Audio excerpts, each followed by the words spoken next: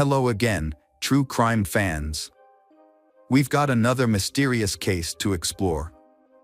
The case of Petit family. The Petit family was viewed as a model family due to their stable economic background and well-behaved children, earning them genuine admiration from those around them. William Petit, the father, was a standout athlete in high school, particularly in basketball, where he demonstrated natural leadership skills. He was also the top student in his class, going on to earn a law degree from Dartmouth University. However, William's true passion lay in helping others, caring for the sick, and making a positive impact on the social. After completing his law degree, he decided to pursue a career in medicine at the University of Pittsburgh.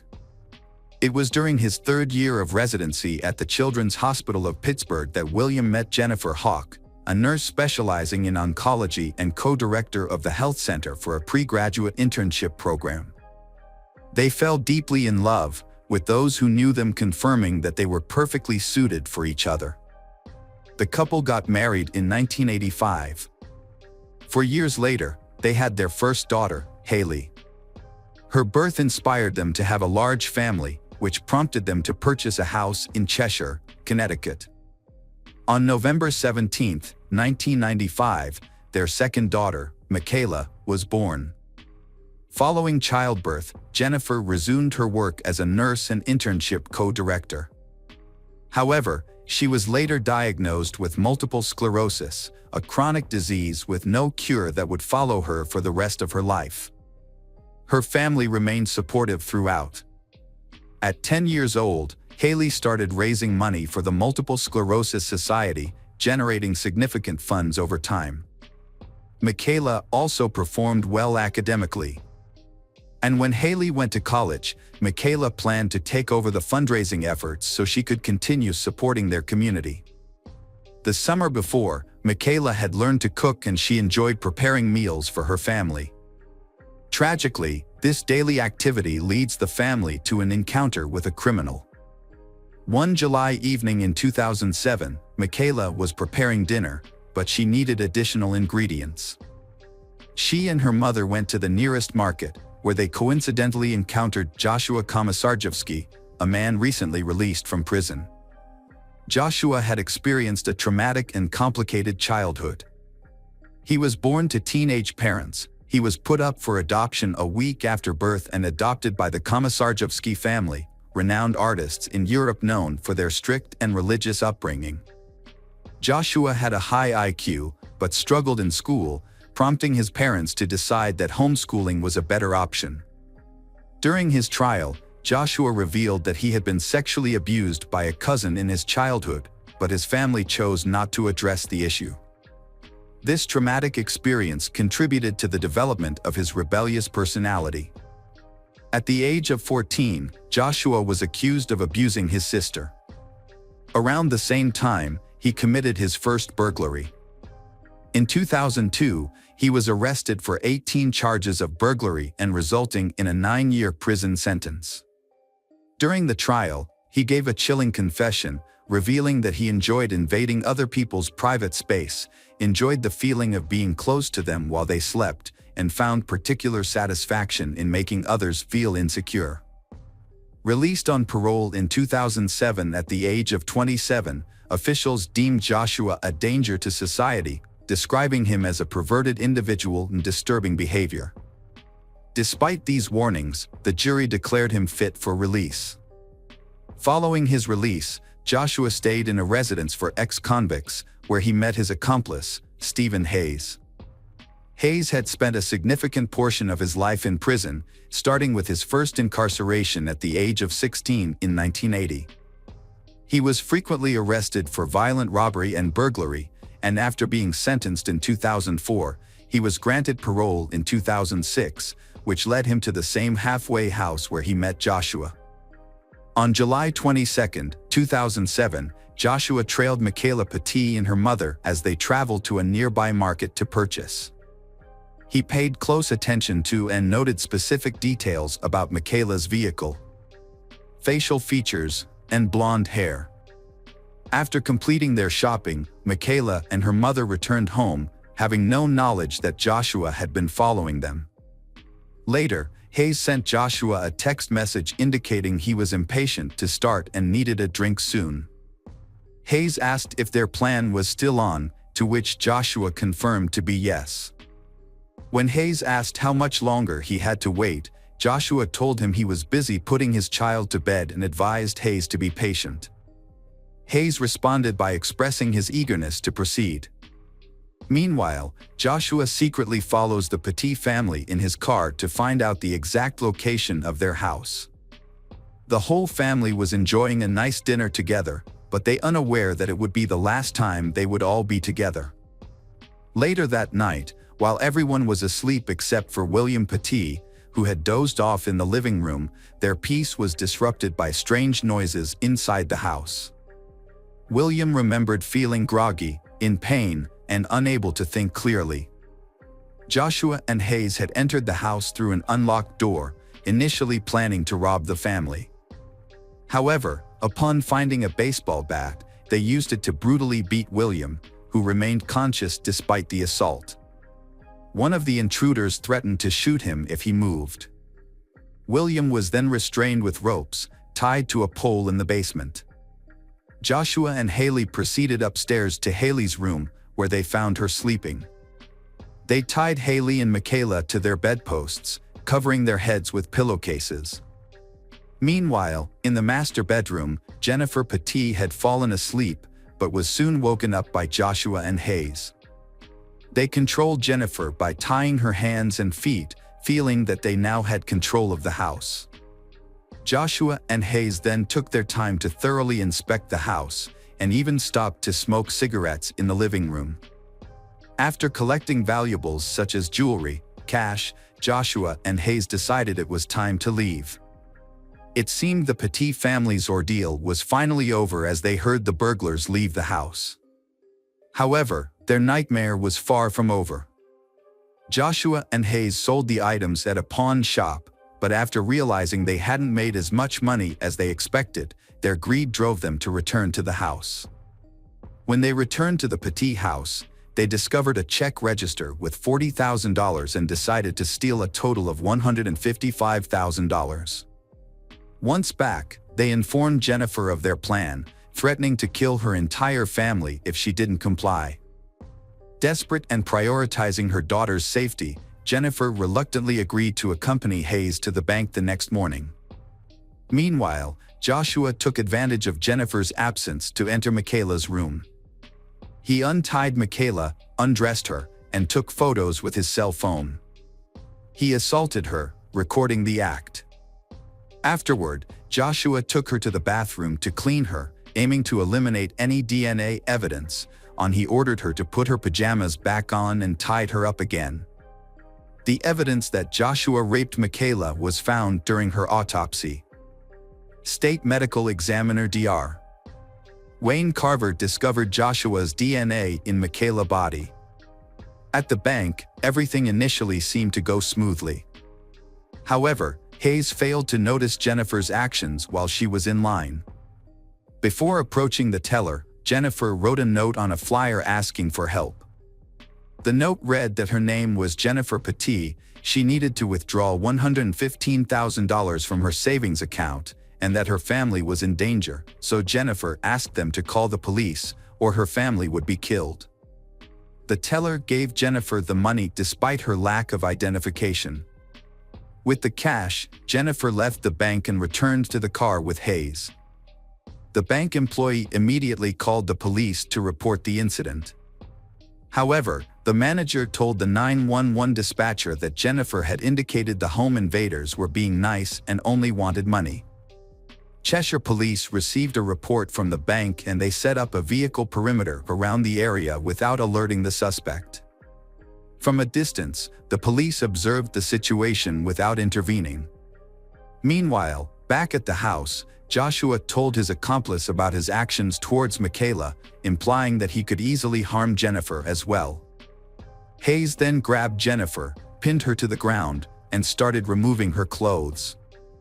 William heard his wife being assaulted upstairs and managed to flee. One of the intruders responded, "Don't worry, it's all going to be over in a couple of minutes." William crawled to the basement stairs and eventually made it to the backyard. William thought the intruders would shoot them all soon, so he knew he had to act fast. Joshua checked on William but found he had escaped. According to Hayes' confession, Joshua told Hayes that William had gotten away while Hayes was raping Jennifer in the living room. Upon hearing this, Hayes strangled Jennifer to death while continuing to assault her. Shortly after, they heard William shouting for help. A neighbor, who initially didn't recognize William due to his injuries, immediately called 911. Realizing the police would arrive soon, Joshua and Hayes tried to eliminate evidence. Hayes and Joshua doused Jennifer's lifeless body, various parts of the house including Michaela and Haley's bedroom, and also Michaela and Haley themselves with gasoline. Hayes and Joshua started a fire at the scene, unaware that the police had blocked off the area just a few miles away. Within 5 minutes, they collided with a police vehicle and were surrounded by officers. The two perpetrators, Joshua and Hayes, who were later identified as ex-convicts, were pulled from their vehicle and arrested. Meanwhile, the fire at the house was spreading rapidly. An ambulance arrived and took William Petit, was seriously injured, to the nearest hospital. Firefighters soon followed and attempted to put out the blaze. Once the fire was extinguished, they discovered a horrific scene inside the house. The first body they found was Jennifer's, which was badly charred and had rope around her ankles. On the second floor, they found Michaela tied to her bed, her body completely consumed by the fire. In a desperate bid to escape, Haley had managed to break free restraints but collapsed just a few meters away due to smoke inhalation. William had also managed to free himself and crawled to a neighbor's yard for help, but the neighbor didn't initially recognize him due to the severity of his injuries. Both Joshua and Hayes admitted to the murders during questioning. Detectives noticed that Hayes smelled of gasoline throughout her interrogation.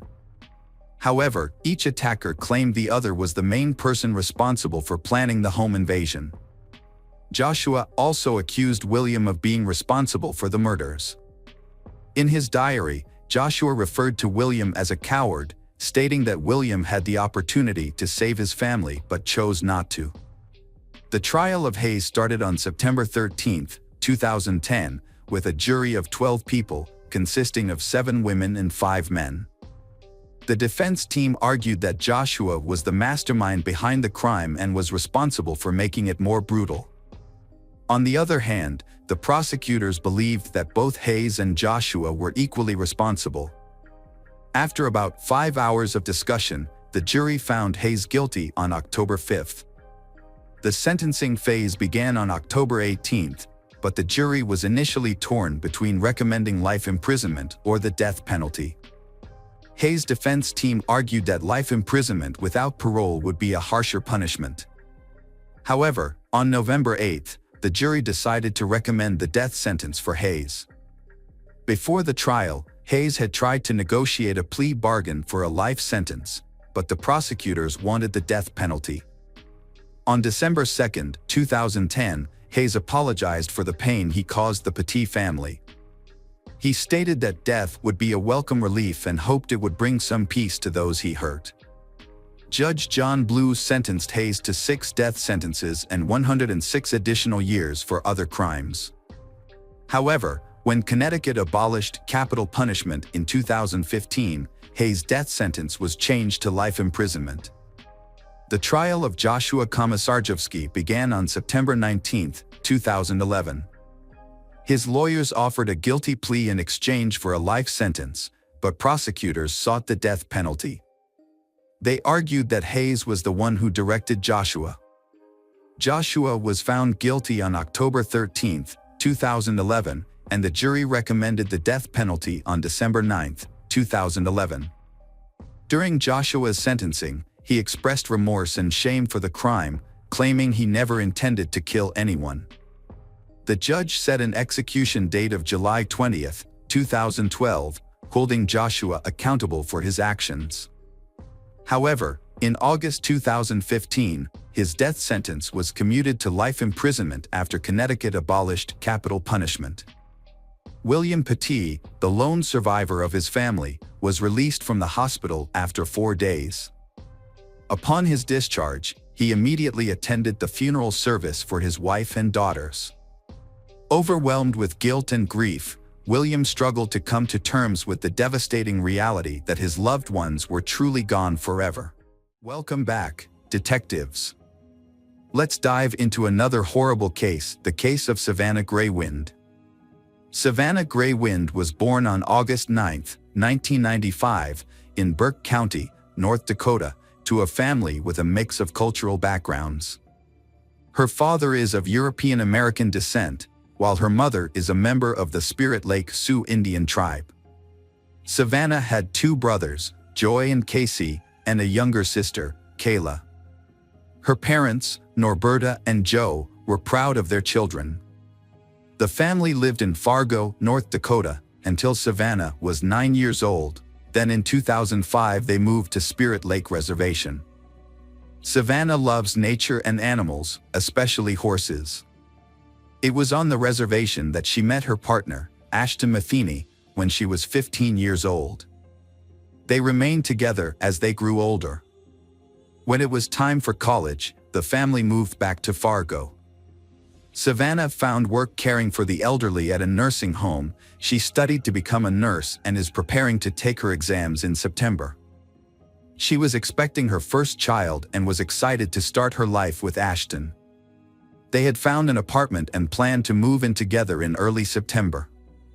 However, at the time of her pregnancy, Savannah was staying with her parents on the bottom floor of a 7-unit, 3-story apartment building. The building was also home to Brooke Cruz, a 38-year-old woman, and her partner, William Hone, who rented an apartment on the 3rd floor. Brooke's life was deeply affected by a past marked by hardship and complexity. The experiences turned her into a dark and emotionally disturbed person. Brooke had trouble managing her emotions and behaviors, often feeling anxious and angry. Brooke's fascination with mysticism and true crime stories began at a young age. As an adult, she studied the psychology of serial killers and attempted to understand their thought processes. Her writing reflected an obsession with human nature's darker side. Brooke saw 2 conflicting forces within people, good and bad, but her own life was a testament to the destructive power of unchecked darkness. By the time Brooke was 38, struggling with depression, physical illness, and exhaustion from toxic relationships that included regular physical abuse. Her fear of losing William was exacerbated by her inability to get pregnant. This desperate situation drove Brooke to think about committing a shocking crime, taking the life of a pregnant woman to take the baby for herself. After Brooke's arrest, investigators found a disturbing collection of books and notes in her apartment. The books covered topics such as forensic psychology, obstetrics, and law. Her notes listed items for a birthing kit, including scissors, blades, clamps, gloves, and an infant CPR bag. Brooke also had a stash of oxytocin, a hormone used to induce labor. Brooke grew up in a large family in Bradenton, Florida. Her parents divorced when she was young, leaving her mother to care for 7 children, including Brooke. While her family appeared to be well off, Brooke's diary revealed a difficult childhood that she tried to forget.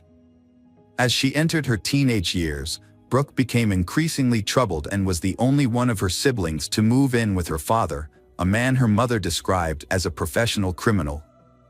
After a difficult period living with her father, Brooke was passed around through various foster families, causing her to lose contact with her siblings. Years later, they would only find out that Brooke had become the mother of 7 children. In 1995, when she was 15 years old, she met Aaron Edwards. 2 years later, she gave birth to her first child in Florida but chose to leave the baby with the father and relocate. Despite a court order to pay child support, Brooke failed to meet her obligations. She would eventually reconnect with her daughter briefly on Facebook when the child turned 14. Brooke worked multiple jobs, including as a waitress at the Chinese Dragon restaurant, a sales representative, and an animal specialist at Petland in Florida. However, her life was further marked by brushes with the law. In 2002, the 23-year-old was jailed in Missouri for document falsification but was paroled on August 31, 2022. Unfortunately, her freedom was short-lived, as she was rearrested and jailed in Texas for violating her parole.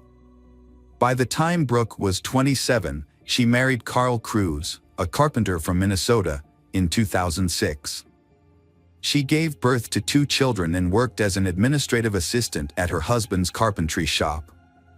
However, Brooke had an affair, which ultimately led to their divorce in June 2009.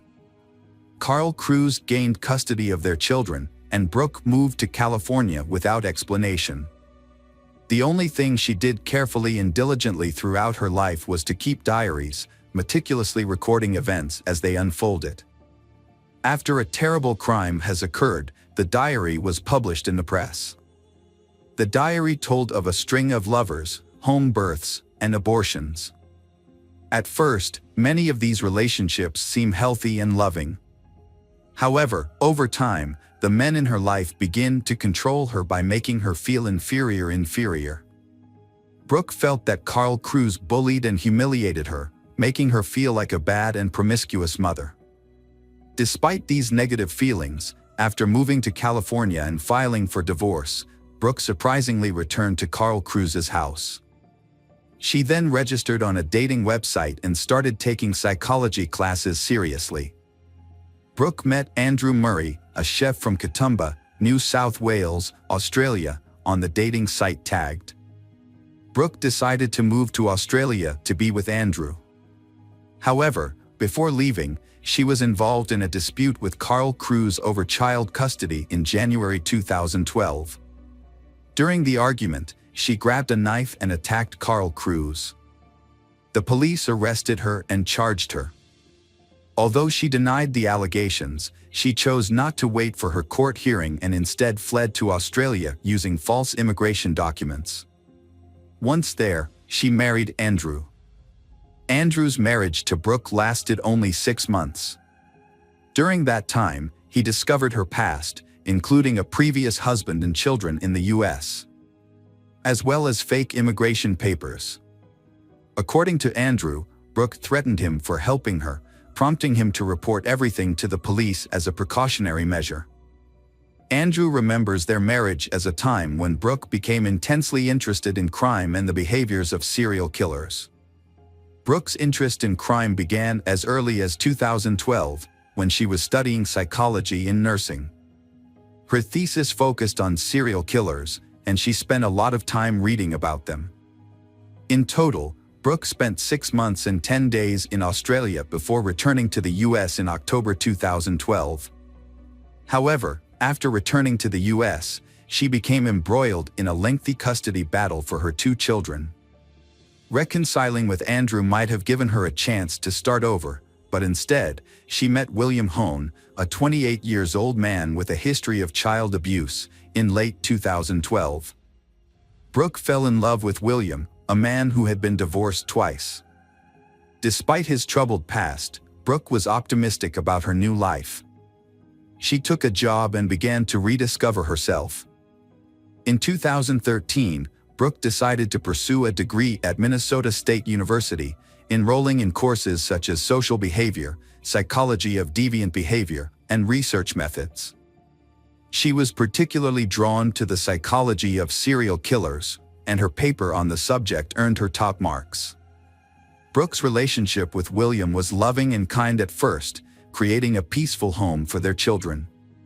However, over time, the relationship became codependent, marked by joint substance abuse, and the problem is getting more and more tense.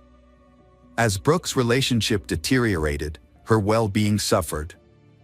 She began to withdraw from her children, struggled in her job, and became increasingly fixated on her research into the darker aspects of human psychology. In 2014, Brooke's life and spirit changed dramatically after a series of terrible things happened to her. The specifics of these things are not disclosed, but they appear to have had a profound and lasting impact on her mental health. Brooke suffered a panic attack and was rushed to the hospital, where she was diagnosed with post-traumatic stress disorder. In the following year, Brooke's relationship with William began to deteriorate. She expressed her feelings of emptiness in her diary. She felt neglected, which led to her started to isolate herself from others. Brooke's physical and mental health continued to decline, and she was eventually diagnosed with a gallbladder disease.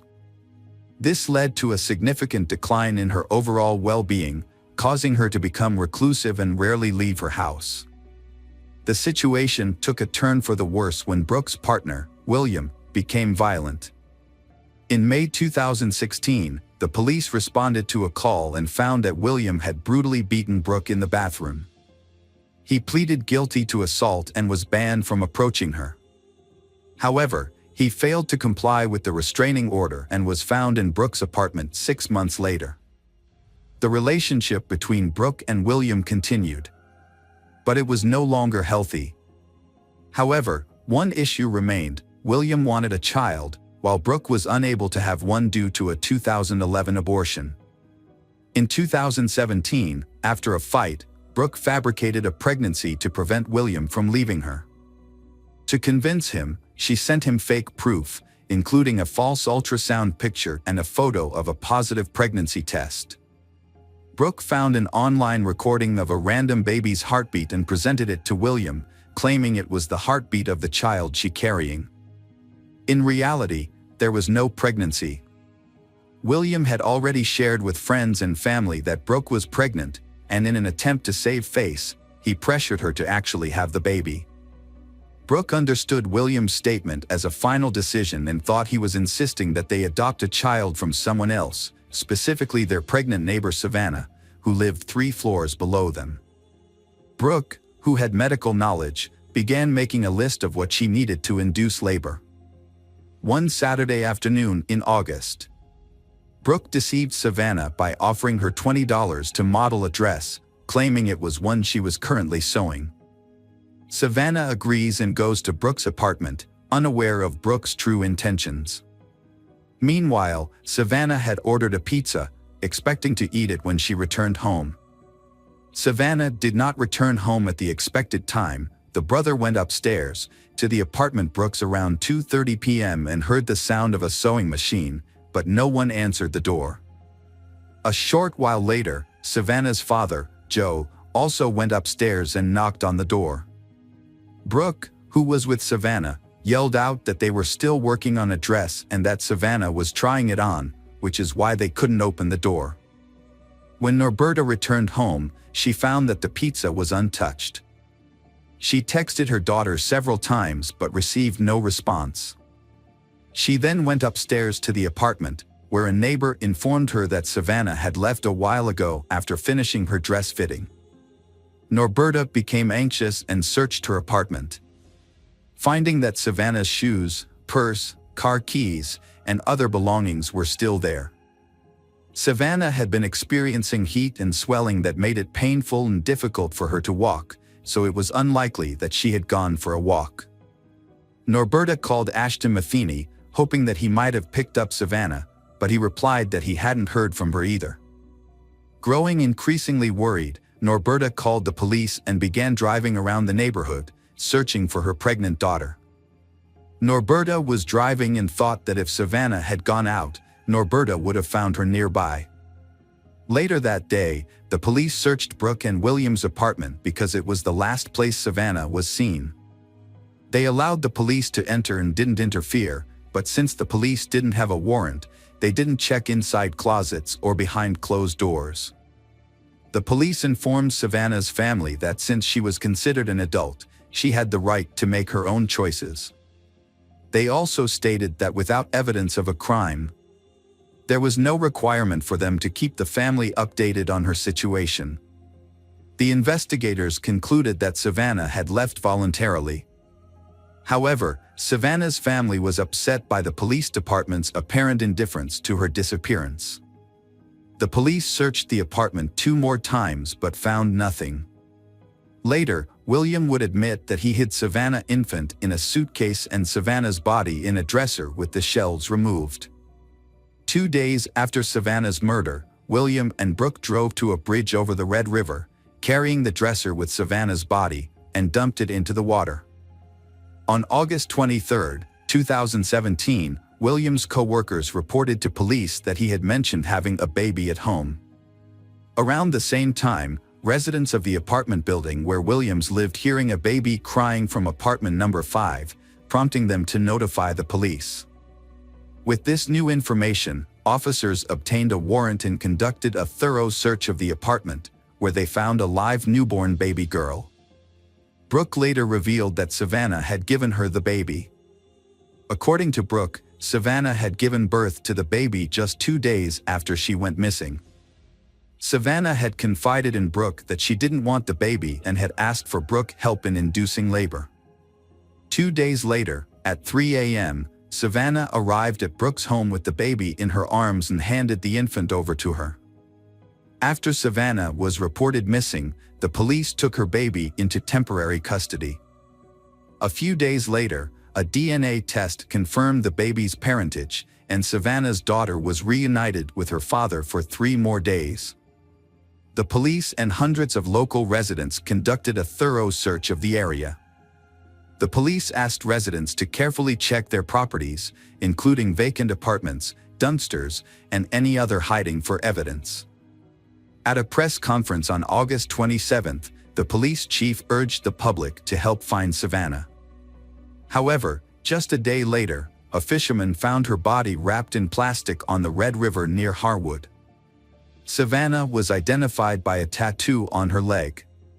The police charged Brooke Cruz and William Home with conspiracy to commit murder, conspiracy to kidnap, and providing false information.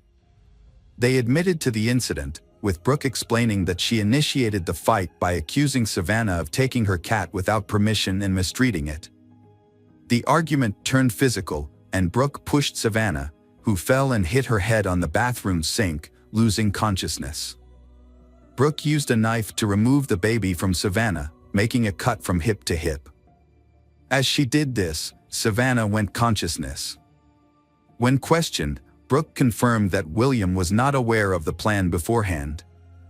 According to Brooke, William came home, entered the bathroom, and saw Savannah. He asked if Savannah was alive, and Brooke replied that she didn't know. William then left the bathroom briefly, returning in his underwear with a rope. He used the rope to strangle Savannah. After the murder, Brooke and William cleaned the floor and walls. Then stuffed Savannah's body into a bathroom closet. When the police arrived, Brooke attempted to remain calm. The officers searched the apartment, but their search was superficial due to the lack of a search warrant. As a result, they did not look in closets or dressers. According to Brooke, the child was under a blanket on the bed next to William during the searches. The child was calm and did not cry, so the child was not discovered. By the time of the third inspection on August 20th, Savannah's body had been moved to a dresser, and the infant was hidden in a suitcase. On August 21st, Brooke and William disposed of a dresser by taking it down the stairs, loading it into their Jeep Cherokee, and driving it to the river. William denied participating in the crime, but admitted to hiding a newborn baby girl and providing false information to police to cover up the crime. Both Brooke and William were set a bail of $2 million, which William thought was an unrealistic amount. Brooke was later sentenced to life in prison without the possibility of parole. Although William's participation in the crime was not proven during the trial, he was found guilty of kidnapping and sentenced to life in prison after pleading guilty. A cellmate of Brooke's, Jennifer Robinson, testified against Brooke, claiming that Brooke had confessed to strangling Savannah with a rope after discovering Savannah's affair with William. In May 2019, William was sent to prison. On October 7, 2019, he appealed to the Supreme Court. After a review of his sentence, Judge Olin, who had originally given William a life sentence, decided to give him the longest possible sentence allowed at the time, which was 20 years in prison. Since William had already spent 775 days in prison, he would have to serve more than 7 additional years. Savannah's baby, Hasley, is now 6 years old and attending kindergarten. The Savannah's parents regularly post updates on their public Facebook page about their granddaughter's life. The case has received significant attention, and Norberta believes that her daughter's disappearance was not taken seriously because Savannah was Native American. She thinks that if Savannah were white, her disappearance would have been treated more seriously. Hello friends, welcome to our channel. Today we're going to take a look at another horrible case with you. The case of Shanynthia Gardner. Shanynthia Gardner was born in Memphis, Tennessee, in the late 1980s. Shaninthia's childhood was relatively ordinary. She was a beautiful, slender, curly-haired brunette with a talent for music and a creative spirit. She had a gift for composing songs and singing, which earned her local recognition and fame. Her love for music was just one of her passions. In addition to singing, Shanynthia enjoyed fashion and photography. She was a natural in front of the camera and had an artistic eye for capturing everyday moments. Despite her many creative pursuits, Shanynthia was also devoted to charity and her faith. She regularly attended church and prioritized her family's needs. Her life seemed to be on a promising path, filled with potential and possibilities. Shanynthia was 14 years old when she met Dur Clayton through mutual friends. They quickly discovered common interests and became friends. As they grew older and graduated from high school, their friendship evolved into a romantic relationship. They were perceived as a serious and stable young couple, but had some minor run-ins with the law, including traffic violations and disorderly conduct. In 2008, Dur faced a serious accusation of assaulting a woman, although it was allegedly unintentional. Fortunately for him, the charges were eventually dropped. That same year, Shanynthia and Dur began living together, and they had a son. Shanynthia took on a caring motherly role not only to their son but also to Dur's 2 children from a previous relationship. Sonia Clayton, Dur's mother, considered Shanynthia a part of their family, not just she her son loved. Shaninthia's devotion to her children made her special in Sonia's eyes.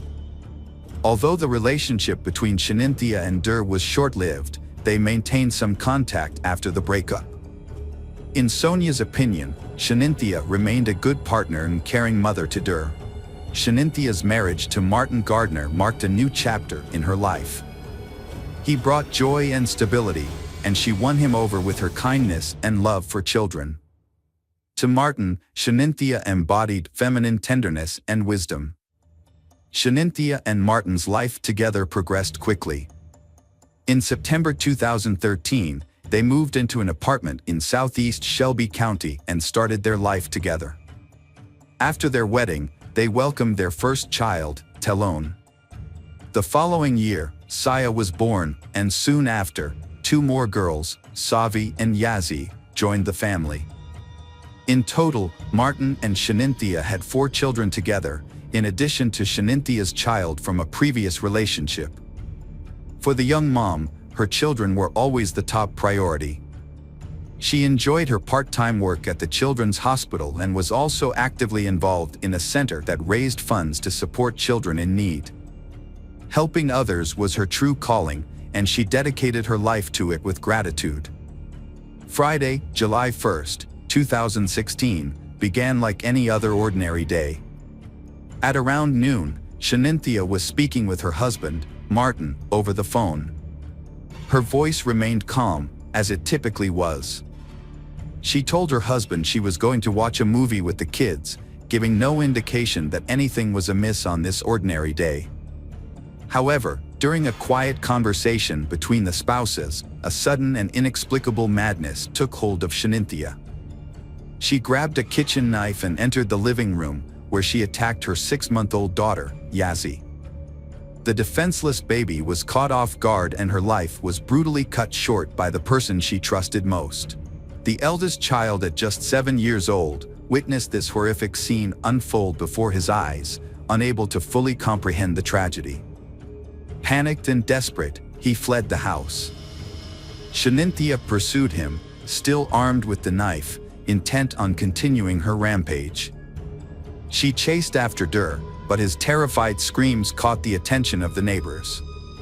A couple of neighbors rushed outside after hearing screams and were met with a horrific scene that would haunt them. Shanynthia stopped attacking Dur when she realized she was being watched. However, the horror was far from over. Chania went back inside the house, where her children, Savi and Talon, were waiting. In a state of distress, she went upstairs to the bedroom where the younger children were, marking the end of their innocent lives. The witnesses quickly called emergency services, requesting help for Dur and his siblings. At that moment, no one could have predicted the tragic outcome that awaited the quiet neighborhood. When the sheriff's personnel arrived, they were confronted with a gruesome scene. Inside the house, they found 4 lifeless children, covered in blood. The sight was shocking. Shanynthia calmly called her husband, Martin, and confessed to killing their children. The house was now filled with blood and horror. The investigators had obtained a bloody knife. Chaplains and specialists were called in to provide support to Dur, who had endured unimaginable trauma and required immediate attention. The sheriff's department launched a major operation, cordoning off the apartment complex, including the golf area and country club. Shanynthia was taken into custody without bail, and her trial was swiftly scheduled for July 5th. Despite the heinous nature of her crimes, Shanynthia was still a mother and partner, someone who had once nurtured love, care, and joy. A friend of Shanynthia, Michelle Jaiman, actively defended Shanynthia on social media, countering the unjust accusations and emphasizing a key factor: postpartum depression. The case sparked discussions, with Dr. Joel Rissman, a psychiatrist at the University of Tennessee Medical Center, noting that mothers killing their children is rare and often linked to mental health problems. Dr. Rissman also highlighted the state's insufficient mental health funding, which frequently leaves families without vital support. Dr. Diane Barnes, a specialist in psychology and postpartum health, clarified the distinction between postpartum depression and postpartum psychosis. She emphasized that these are 2 separate conditions with distinct symptoms. Although the exact nature of Shaninthia's condition required further examination, Dr. Barnes expressed skepticism that a woman experiencing postpartum depression would commit such acts, instead suggesting psychosis as a more plausible explanation. Dur's father did not believe Shanynthia was guilty. Although he was not his son's guardian, he was able to visit him after his relationship with Shanynthia ended, but this stopped in November 2014. He noticed Shanynthia becoming more radical and controlling. His attempts to contact his son were unsuccessful, and he was excluded from his life. Those close to Shanynthia noticed a significant change in her.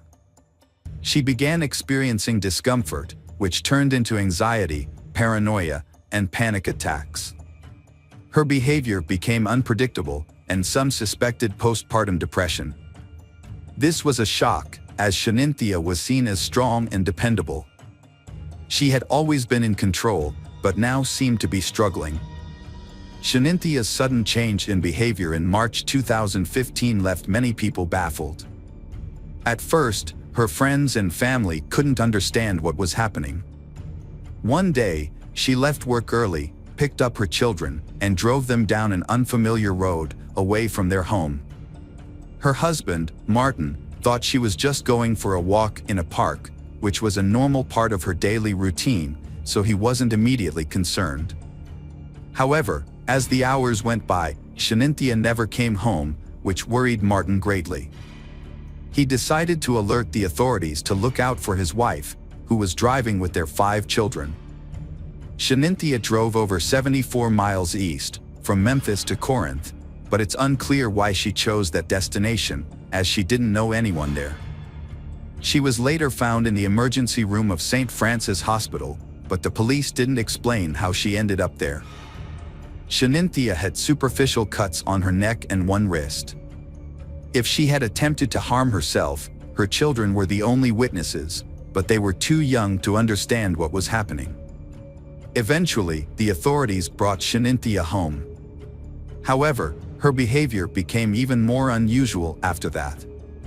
She told Martin that someone was threatening her and their family, which shocked him, as she provided no details about the supposed threat or who was behind it.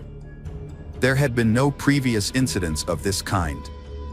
When Shanynthia was with family and friends, she began complaining about her job and workload, claiming it made her feel terrible.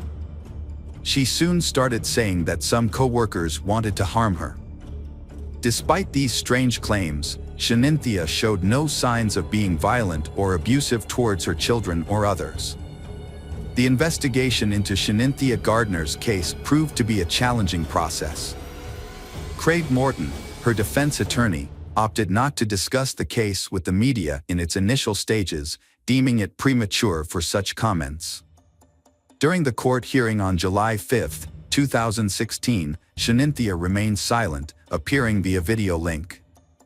Despite being questioned by Judge Lambert, she refrained from speaking. Following the trial, Shanynthia was transferred to the Mental Health Institute. Her relatives attended the courthouse but chose not to speak with reporters. Meanwhile, Morton's attorney and prosecutor Jennifer Nichols intended to file a motion to preserve evidence, including information obtained from social media. January 2017 saw Shanynthia formally charged with 4 counts: aggravated child abuse, aggravated murder with a deadly weapon, another count of aggravated child abuse, and child neglect. The investigation into the mysterious and gruesome events continued, leaving the community seeking justice and answers to numerous questions. During the hearing, loved ones of Shanynthia testified about the events of that fateful day. Sonia, Martin's mother, was shocked to learn of the tragedy and rushed to the scene to find her grandson, Der. Initially, she thought something supernatural was involved, but as the shock wore off, she considered possible motives. Sonia wondered if their potential divorce and fear of caring for 5 children alone might have driven Shanynthia to commit the horrific act. The trial was significantly delayed due to Shaninthia's multiple psychiatric evaluations. However, in 2021, the non-jury trial finally commenced.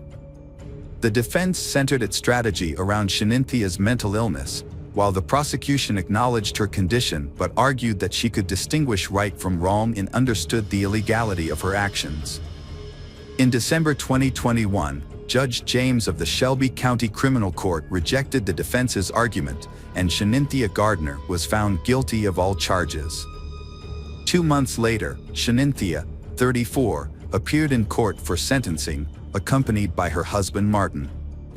Judge James sentenced her to life in prison for each murder count, plus 15 years for each count of child abuse and neglect. Shanynthia can apply for parole only after serving 51 years. Considering the 5 years she spent in prison before sentencing, she will be eligible for parole in approximately 46 years, at the age of 80. After the sentencing, the prosecutor expressed agreement with the decision, citing that it aligned with their goal of achieving justice for Martin and his children.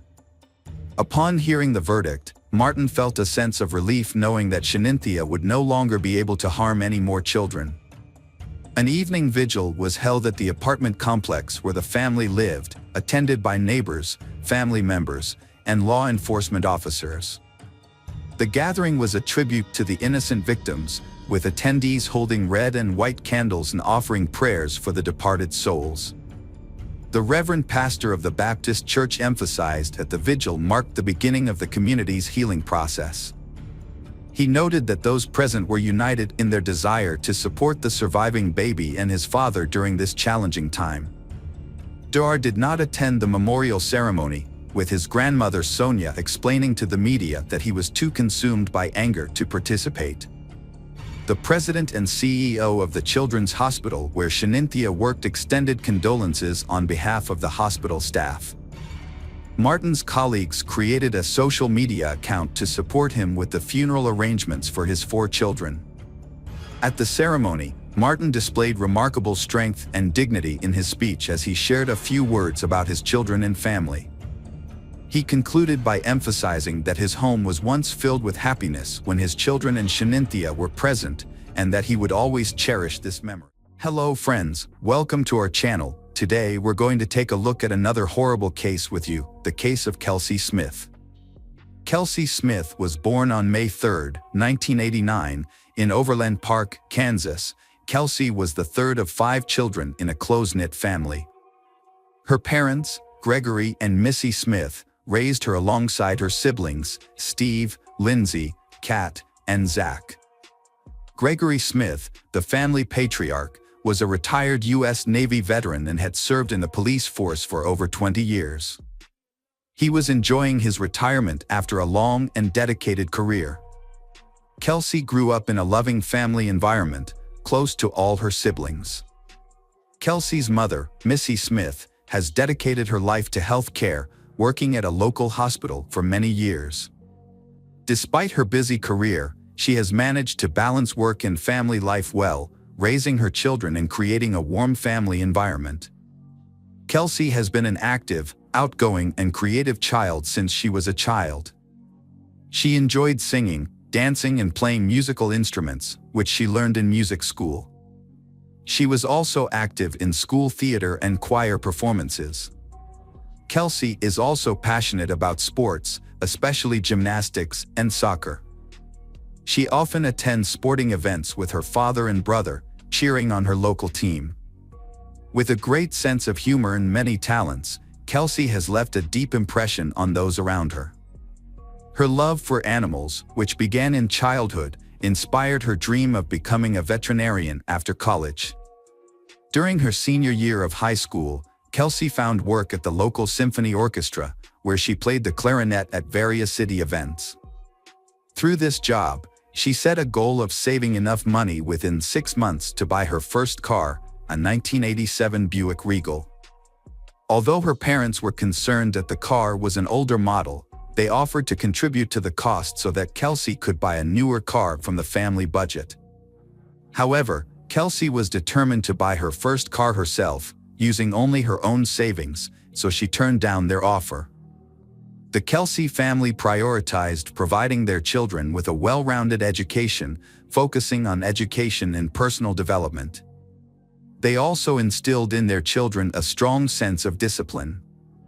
The family had clear rules that everyone followed without exception, including sharing their plans and notifying each other if they would be out late. Kelsey demonstrates her adherence to these rules by being punctual, sharing her whereabouts with her parents, and informing them of her social activities. During her senior year, Kelsey began a romantic relationship with John Beer Smith. She describes it as deeply in love and like the relationships depicted in books or movies. They celebrated New Year's 2007 together and have been virtually inseparable ever since. John, who is 1 year older than her, appears to be a responsible and caring partner who treats Kelsey with respect. Both sets of parents approve of their relationship. In May 2007, Kelsey turned 18, graduated from high school, and was accepted into a prestigious university in Kansas to study veterinary medicine. This was one of the happiest times of her life. However, these happy days did not last long. Kelsey attended parties with her classmates to celebrate the end of high school and enjoyed spending time with John. At this point, Kelsey had achieved everything she wanted, got into her dream college, and was in a fulfilling relationship with a wonderful partner who was planning to propose. Her life was bright and happy. However, her disappearance from a shopping mall parking lot on June 2, 2007 changed everything. Kelsey and her boyfriend John were about to celebrate a big milestone, 6 months of dating. To make it special, John planned to propose with a custom-made engagement ring and had booked a romantic dinner for they of them. Unaware of John's plans, Kelsey also wanted to surprise him with a gift. That Saturday, she got ready, drove to a nearby Target Corporation store, and called her mother around 7 p.m. to say she had found the gift but needed a special bag for it. Her mother suggested checking the mall across the street from Target Corporation for a romantic gift bag. Kelsey thanked her mother for the advice and promised to be home soon.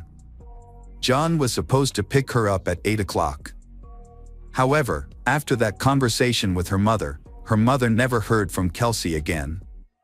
Kelsey failed to return home. When John arrived at 8 with a large bouquet of flowers, he was shocked and frightened to discover Kelsey's absence. Her parents were equally terrified, as it was unlike Kelsey to ignore phone calls and texts. She had vanished in a busy area during the daytime, and no one had witnessed her disappearance. Kelsey's father and two eldest siblings began searching for her. They found her car parked at the Oak Park Mall, which gave them a glimmer of hope that she might still be inside the mall for some unknown reason. However, after thoroughly searching the mall, inquiring with salespeople and security guards, they concluded that Kelsey was not there. Upon returning to the car, they found it undisturbed with no signs of struggle or violence. Kelsey's father, a former police officer, decided not to touch anything to preserve potential evidence, as the car might be part of a crime scene. Kelsey's parents reported her missing to the police the same day, but the police were initially hesitant to start searching right away. They explained that since Kelsey was 18, she wouldn't be considered missing until 24 hours had passed. However, Kelsey's father, who had connections, insisted on an immediate search. He also asked hospitals in the city if a woman matching Kelsey's description had been admitted. That evening, the police interviewed Kelsey's family and John to confirm their whereabouts and rule them out as suspects, a standard procedure in missing person cases. The police also reviewed surveillance footage from the Target store, which showed Kelsey entering the store, browsing, making a purchase, and leaving while talking on the phone to her mother. She was asking her mother about a gift bag and then drove to the Oak Park Mall across the street, as her mother suggested. Kelsey parked her car near the side entrance of the mall, close to the wall. Her car was inspected by experts and appeared to be untouched from the outside. The gift for John was on the passenger seat, and her backpack with personal items, including a tablet and wallet with $300 in cash, was in the back. Since everything was still inside, robbery was quickly ruled out as a motive. It appears Kelsey only left with her credit cards and phone, as everything else was still in the car. There were no signs of struggle, blood, or damage, and the only unknown fingerprint was found on the driver's seatbelt, which did not belong to Kelsey, her family, or boyfriend. The investigation tried to track Kelsey's location through her mobile phone signal, but the device was inaccessible, possibly turned off or damaged. Despite this, it was possible to determine the last known location of the phone to narrow the search area. However, Verizon Communications, the wireless carrier, delayed providing the necessary data for several days. Instead of refusing to cooperate, the company kept promising to look into the matter, which effectively slowed down the process. In 2007, telecom companies were permitted to keep subscriber information from law enforcement, including police and FBI, without a court order. They based this on data protection laws. Not even situations where someone's life was in danger were exempt from this rule. A closer look at surveillance footage revealed a disturbing detail: a mysterious stranger was stalking Kelsey. The man initially did not attract attention because he kept a safe distance and did not interact directly with Kelsey. He was a Caucasian man between the ages of 20 and 25 with dark hair, short and a light beard, wearing a plain white t-shirt and black shorts. He followed Kelsey into the Target store about 30 seconds and continued to follow her from a distance as she browsed the various sections. The surveillance cameras captured his movements, and his behavior was later described by the prosecution as similar to a predator stalking its prey. After Kelsey left the store, the man followed her to the Oak Park parking lot in his Chevrolet truck, waiting until she was alone. It's possible that he overheard her conversation with her mother, as he was standing close by while she was on the phone. This may have allowed him to learn about her plans to visit the nearby shopping center. Unfortunately, Kelsey had parked her car in a poorly lit spot next to a side door and a storage area, which made it difficult for the cameras to capture what happened next. As Kelsey sat in her car, the man parked his truck beside her and got out, wearing the same white t-shirt and black shorts. The stranger came up to her on the driver's side and, likely threatening to harm her, forced her to get behind the wheel of his Chevrolet. The truck then drove away in an unknown direction. Due to Gregory Smith's connections and experience, he believed that the more attention and coverage the case received, the higher the chances of finding their daughter and bringing the perpetrator to justice. As a result, the story was featured in both national and international media, including the popular show America's Most Wanted. When surveillance footage showed the stranger following Kelsey, the clearest images of his face were broadcast on the news, urging viewers to come forward if they recognized him.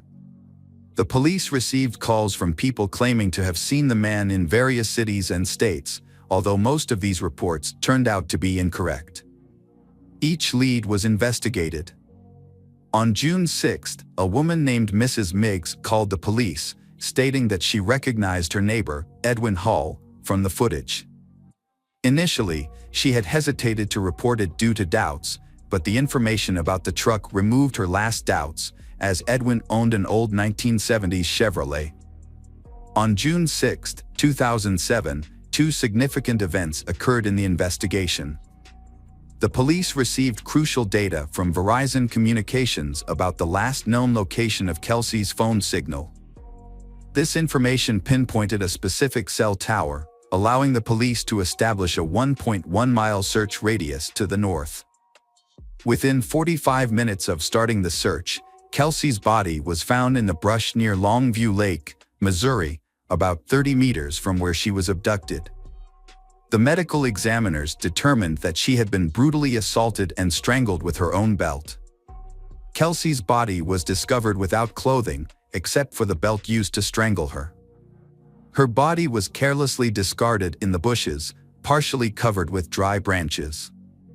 Over the 4 days it lay exposed to the June sun, her remains were severely disfigured by insects and wildlife, making them almost unrecognizable.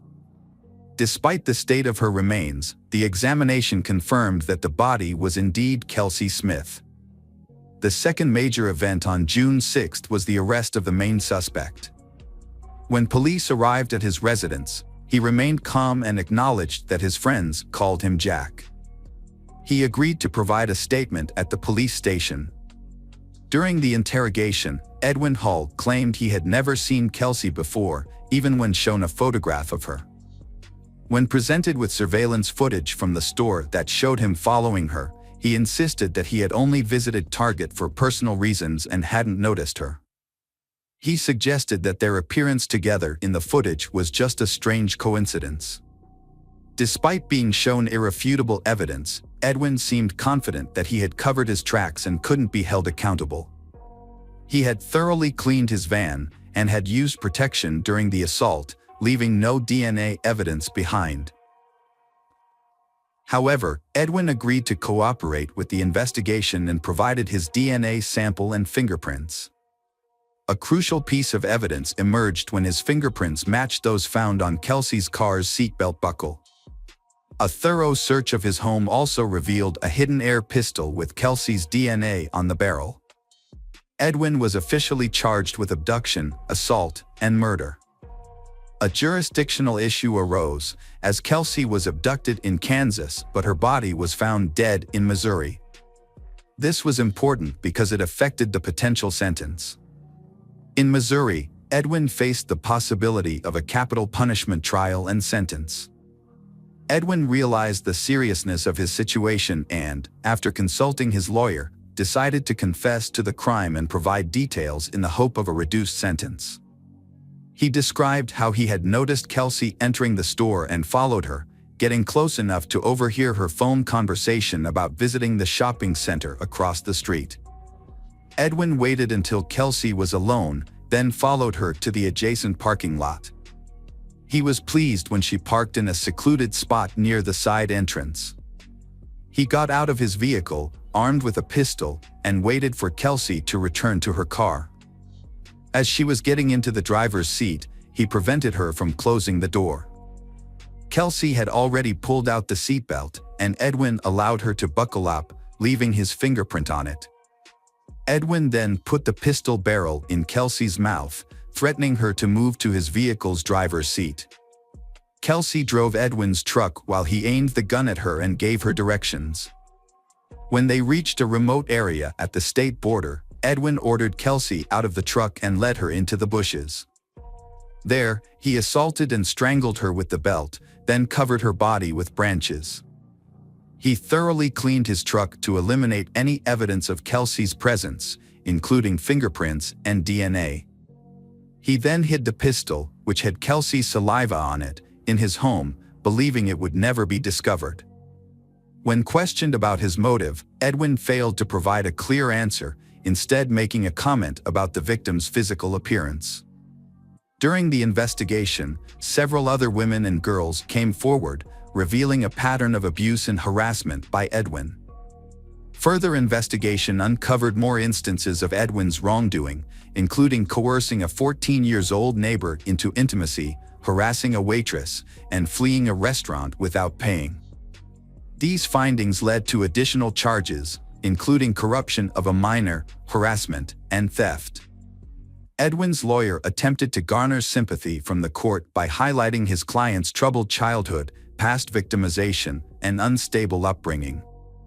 Despite these efforts, the defense was unsuccessful. Edwin's lawyer was the only person to speak in his defense and show support.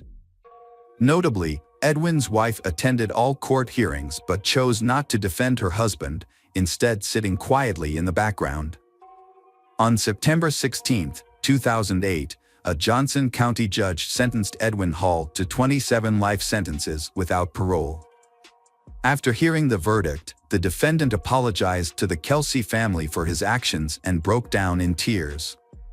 He is now serving his sentence at the Hutchinson Correctional Facility in Kansas. Hello friends, welcome to our channel. Today we're going to take a look at another horrible case with you. The case of Sarah Stern. Sarah Elizabeth Sarah was born on March 24, 1997, in Neptune City, New Jersey, to Michael and Susan Sarah.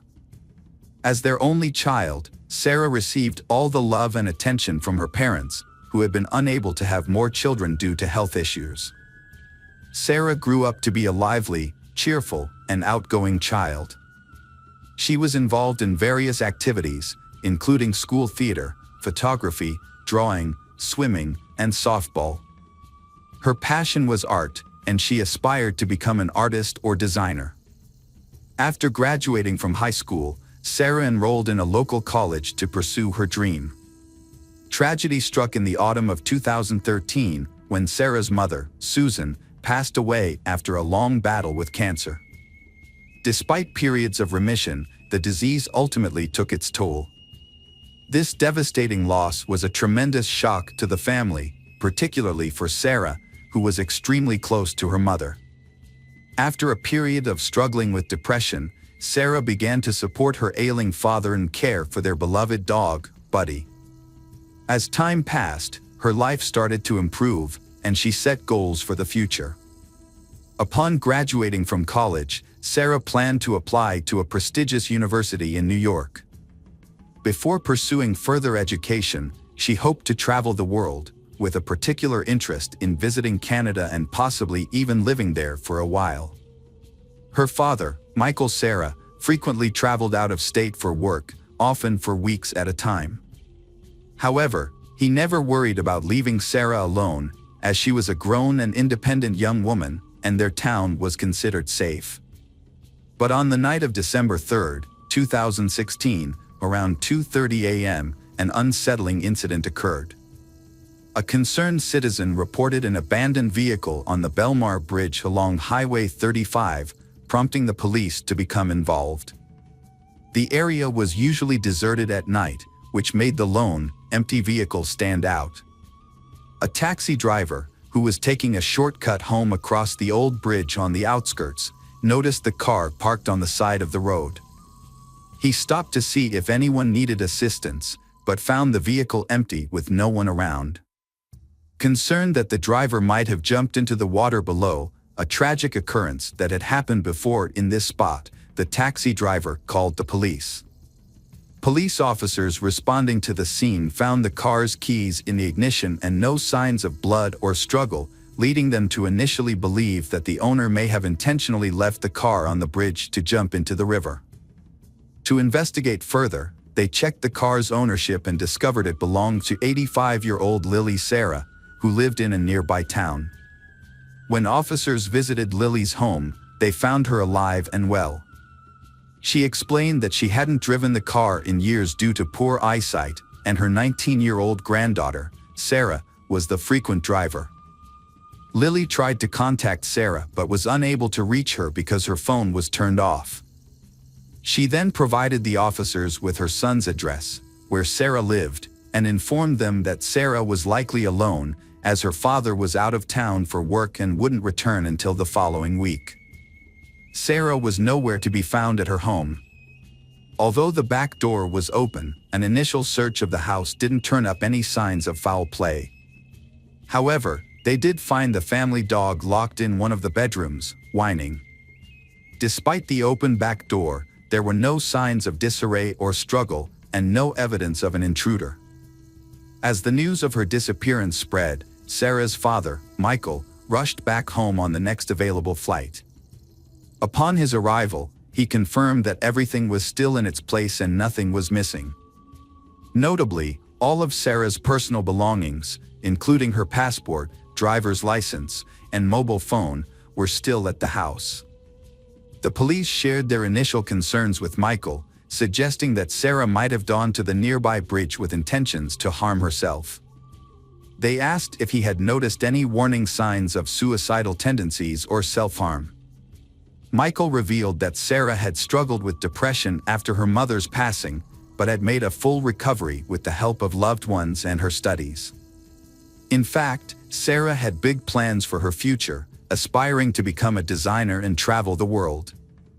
To piece together what happened, the police needed to know who Sarah had contact with on the day she vanished, what conversations she had, and who saw her last. The first witnesses to come forward revealed that Sarah had spent most of December 2nd with her childhood friend, Liam McAtasney. As the last person to see her, Liam was a crucial part of the investigation. The police quickly decided to speak with him to gather more information and reconstruct the events of that day. When the police arrived at the McAtasney residence, they met with Liam's mother, who told them that her son was sleeping after a night shift. The officers asked her to wake Liam, who seemed confused about the situation. Once he was informed about Sarah's disappearance, Liam confirmed that they had spent the previous day together and agreed to go to the police station to give a statement. Liam shared that he and Sarah had attended college classes together that morning, but they decided to skip the last 2 lectures and go to her place to unwind instead. At her house, they played video games, chatted about their plans, and socialized. They briefly left her house twice to pick up food and visit a local supermarket. Liam left Sarah's house around 7 p.m. to go to his night shift job and did not see her again. Liam was also asked if Sarah had been struggling with any mental health issues. He explained that she had been battling deep depression since her mother passed away. He shared that Sarah often felt hopeless, wanting to escape or end her life, but he did not think that this meant she was planning to harm herself. He noted that she also struggled to connect with her father, leading to additional emotional strain. Liam considered it possible that Sarah's emotional state may have contributed to her disappearance. However, it was also clear that Sarah was planning a trip to Canada around that time and had recently exchanged money in preparation for her travels. Liam's testimony gained credibility when Canadian dollars were found in her bedside table drawer, though the amount was relatively insignificant. Preston Taylor, a close friend from high school, corroborated Liam's story. Preston mentioned that Sarah had struggled with depression, leading him to wonder if she had fled to Canada or taken her own life by jumping off a bridge. His emotional testimony underscored the strong bond he shared with Sarah. Despite these accounts, investigators soon ruled out the possibility of Sarah fleeing the country due to the absence of her passport. As a result, the search focused on the more distressing possibility of her having jumped to her death. A comprehensive search operation was launched along the river, involving divers, specialized equipment, and hundreds of volunteers, including police. However, strong currents posed a challenge, potentially carrying her remains or personal belongings far from the bridge, and thorough searches of both riverbanks were necessary to try to find any signs of Sarah. Among the volunteers searching for Sarah were her friends Liam and Preston.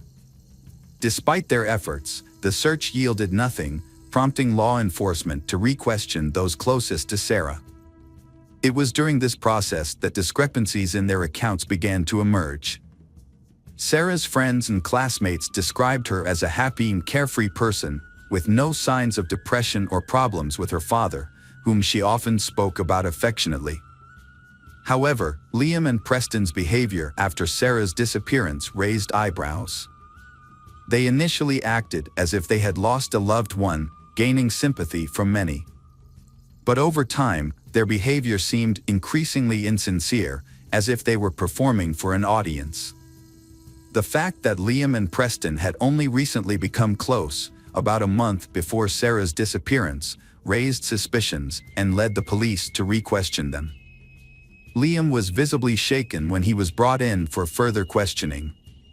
The investigator asked him about his relationship with Sarah and Preston, and Liam explained that the three of them had grown up together on the same street and attended the same school. They were extremely close, sharing their deepest secrets and dreams with each other. Preston had even taken Sarah to prom, but they had never been romantically involved. Liam clarified that his relationship with Sarah was more than just friendship; he considered her like a sister. They had even listed each other as siblings on social media. Sarah had confided in Liam about her family, telling him that her mother had left her a significant amount of money in a safety deposit box at the bank. Sarah didn't trust her father, who claimed a right to the money, so she planned to retrieve it soon and move to Canada. However, when the investigator shared this information with Michael, Sarah's father, he provided a conflicting account. According to Michael, his wife had been saving money for Sarah's future since her birth, setting aside funds for education, a wedding, or a down payment on a house. The money had been stored at home in a shoe box, containing old and worn-out bills, but no one had thought much of it at the time. After Sarah's mother passed away, her father gave her a large sum of money, which he advised her to put in the bank. Sarah took his advice, dividing the money between her checking account for everyday expenses and a safe deposit box for the rest. She intended to use the money for graduate school and travel. Michael claimed he wasn't interested in the money for himself. When investigators discovered that Sarah had access to a significant amount of money, they began to suspect that her disappearance might be related to her finances. They decided to look into her financial transactions, including her bank account and safe deposit box. Their investigation revealed that Sarah had withdrawn a large amount of cash from an ATM just a few days before she disappeared, and had also accessed her safe deposit box at the bank around the same time. The detectives were in for another surprise when they reviewed the bank surveillance footage, which showed that Sarah was not alone when she visited the bank on December 1st. Liam was with her, raising questions about why he hadn't mentioned this earlier. When asked about it, Liam explained that Sarah had confided in him about her banking activities and had asked for his accompaniment because she was nervous about carrying a large sum of cash. Liam's hesitation was evident, but his story seemed plausible, and his demeanor appeared genuine. Further investigation led to the discovery of a security camera in a neighboring house that had captured footage of the street and Sarah's yard. The footage confirmed that Liam had stayed at Sarah's house until 7 p.m., then left for work and didn't return. Meanwhile, the silver sedan was seen leaving the garage around 11 p.m. This new information added a chilling twist to the already disturbing case. In a surprising turn of events, an acquaintance of Sarah's named Anthony walked into the police station about a month after her disappearance. Unaware of the recent events, Anthony had been out of town for several weeks. He shared a peculiar story that sent shockwaves through the investigation. It turned out that Anthony had gone to school with Sarah, Liam, and Preston, and after graduation, he had pursued a passion for filmmaking, keeping in touch only with Liam, who also shared his interest in cinema. Anthony remembered that about a month and a half before Sarah disappeared, Liam visited him and they spent an evening brainstorming ideas for a horror movie aimed at teenagers.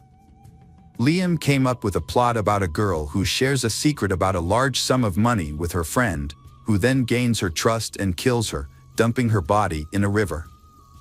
Anthony thought the idea was good and they even wrote a few pages of the script.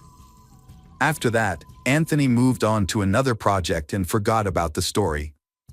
He then left town to work on a film as a camera assistant. When he returned, Liam unexpectedly called him and asked if the police had contacted Anthony. Anthony was surprised and had not heard that Sarah was missing, so he decided to go to the police. After hearing a new witness's testimony, the police asked Anthony to try to get Liam to confess by drawing him into a conversation. Anthony agreed and a plan was set in motion. He would invite Liam to work on a project that required renting expensive camera equipment, which they would pretend they couldn't afford. Liam had ambitions of being in a movie, so the police thought he would likely jump at the chance to make his dream a reality, especially if it meant using the money he had taken from Sarah. They decided to test him by setting up a sting operation. Anthony, a friend of Liam's, was asked to pretend to have connections in the film industry and offer him a deal. Anthony met with Liam and suggested they discuss the details in person. Unbeknownst to Liam, a hidden camera had been installed in Anthony's car to capture any incriminating evidence. When Liam got into the car, he looked around nervously, as if he suspected something was off. He then handed Anthony an envelope containing $2,000 in cash and asked if it was enough to rent the equipment they would need for the movie. Anthony agreed, and then asked Liam where he had gotten the old bills. Liam hesitated before admitting that the money belonged to Sarah, and that he and his friend Preston had taken it from her house because, in his words, the dead don't need it. Although Liam didn't provide any further details, his admission was enough for the police to arrest him and his friend Preston on suspicion of a crime. Preston, Liam's accomplice, quickly began cooperating with the authorities and struck a deal with the prosecution. He told them that he hadn't directly participated in the crime, but had helped Liam cover his tracks and get rid of Sarah's body. According to Preston, Liam started plotting to take Sarah's money as soon as he found out about it. Sarah had kept her inheritance a secret, even from her closest friend, for a long time. However, when she began making serious plans for a trip to Canada, Liam asked her how she intended to pay for it, and she revealed that she had inherited a sum of money from her mother. Liam then persuaded her that it would be safer to store the money in a home safe rather than a bank vault, and he urged her to withdraw the cash. Liam, determined to carry out his plan, waited for the perfect opportunity while Sarah's father was away on a business trip. He enlisted the help of his friend Preston, promising him $25,000 in exchange for his assistance. Liam had Sarah withdraw a large sum of money from the ATM, but didn't check the exact amount. They spent the next day together, waiting for the right moment to strike. When the time came, Liam separated Sarah from her dog by locking it in another room, then approached Sarah from behind and attempted to strangle her. However, the crime proved more difficult than Liam anticipated. Sarah, being physically strong and athletic, resisted fiercely, resulting in an intense struggle until she eventually lost consciousness. But despite his best efforts, Liam was unable to determine whether she had truly succumbed. Sarah continued to show signs of life, leaving Liam to prolong his efforts to ensure her demise. This took nearly 30 minutes. Only when Liam was certain Sarah was dead did he leave her house, going about his normal routine by heading to work. He then had Preston follow up on his original instructions, no doubt aiming to ensure their sinister act would go unnoticed. Liam McAtasney snuck into Sarah's house through the back door, avoiding the camera's view, and dragged the body to the garage. He then cleaned up the room to remove any evidence. A couple of hours later, he returned to the house, took a small safe from Sarah's room, and placed the body in the car. Liam drove away carefully to avoid being caught on the neighbor's camera. He met Preston at a bridge, where they transferred the body to Preston's car and then disposed of it in a nearby river. After disposing of the body, they cleaned the car and drove back to Liam's house to divide the stolen money.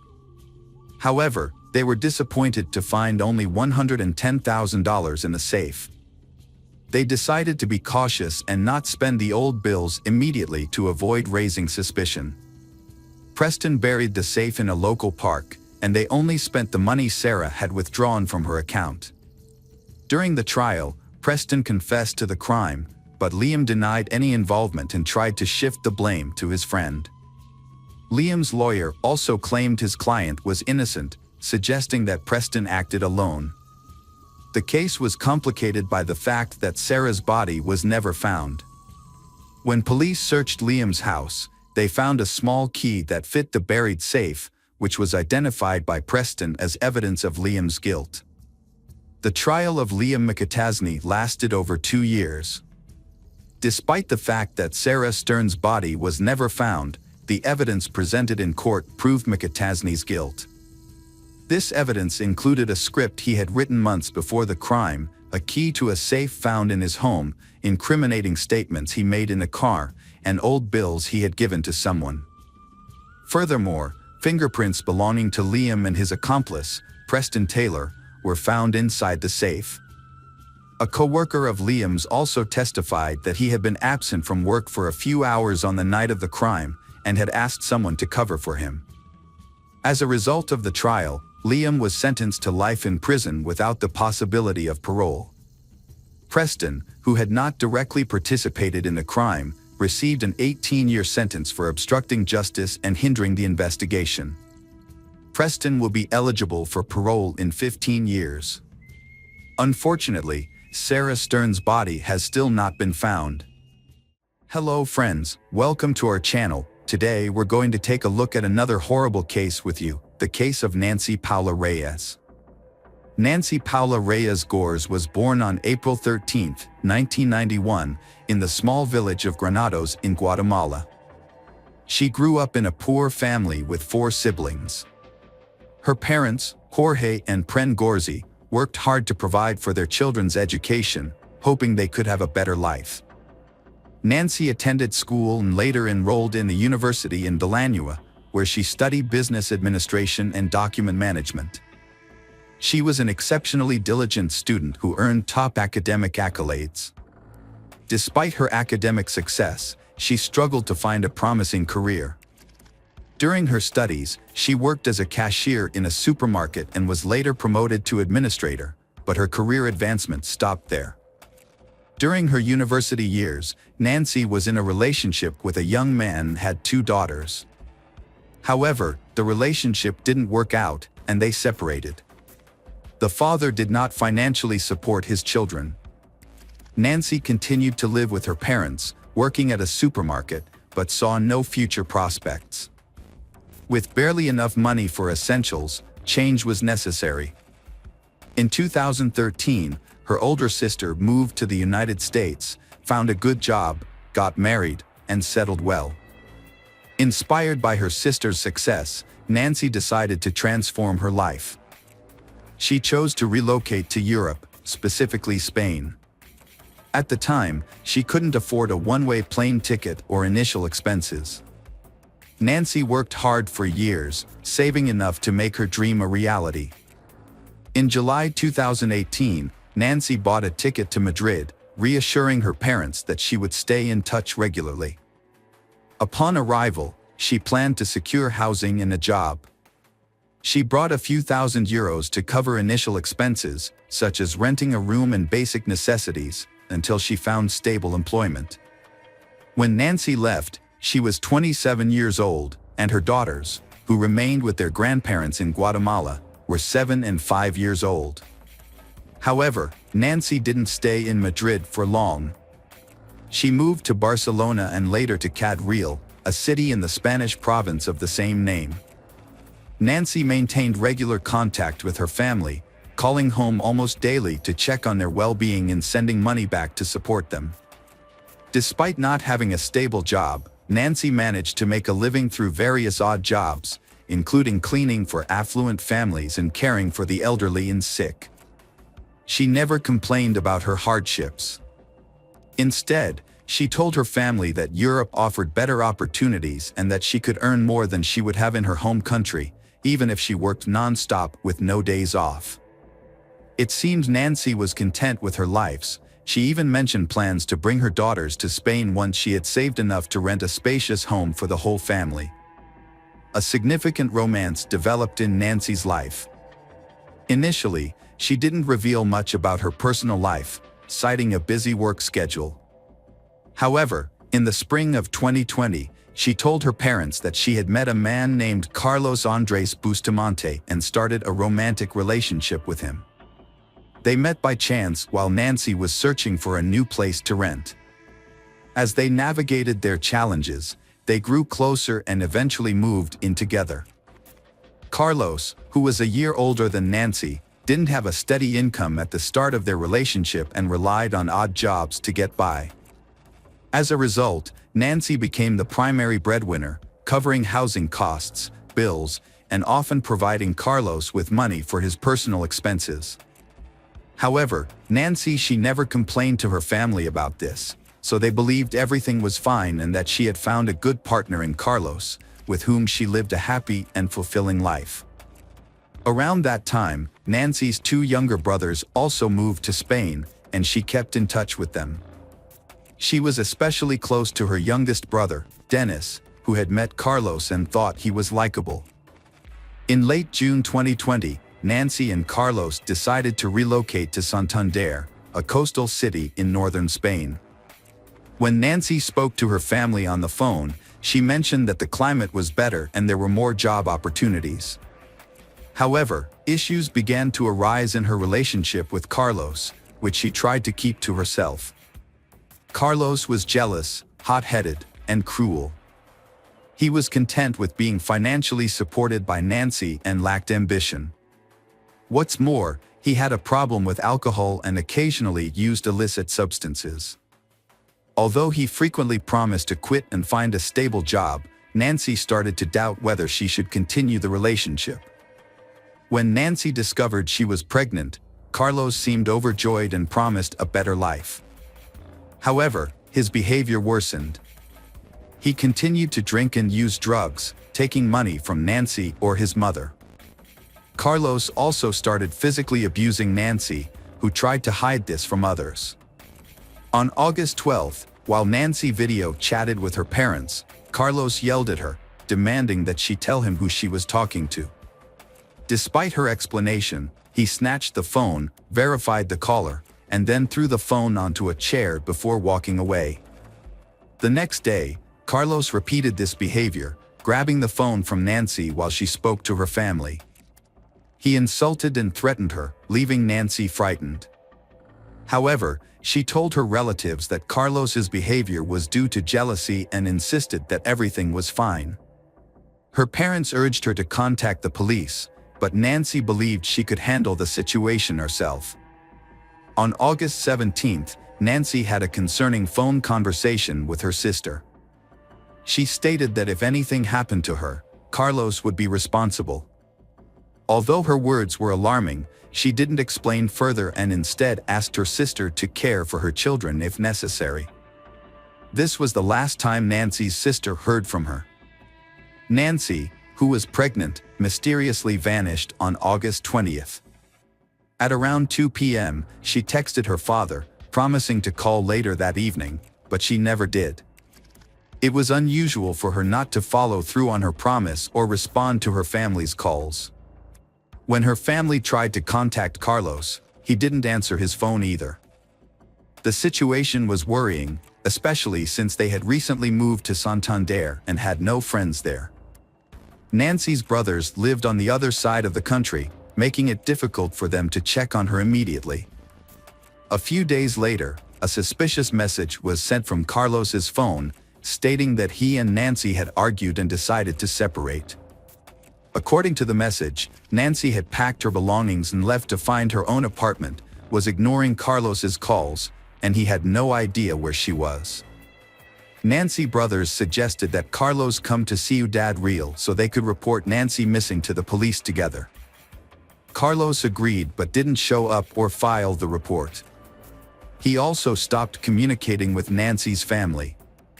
Nancy's relatives reported her disappearance to the police themselves. Meanwhile, her brothers found Carlos's mother's, Sandra Bustamante, address through Nancy's friends. When they visited Sandra and explained the situation, she burst into tears. She confessed that she suspected her son was capable of harming Nancy, but didn't provide any details. Sandra didn't know where Carlos and Nancy were. Carlos wouldn't answer her calls, only sending brief messages telling her not to ask questions and to give him time. The next day, Sandra is questioned at the police station about Nancy's disappearance and the whereabouts of her son, Carlos.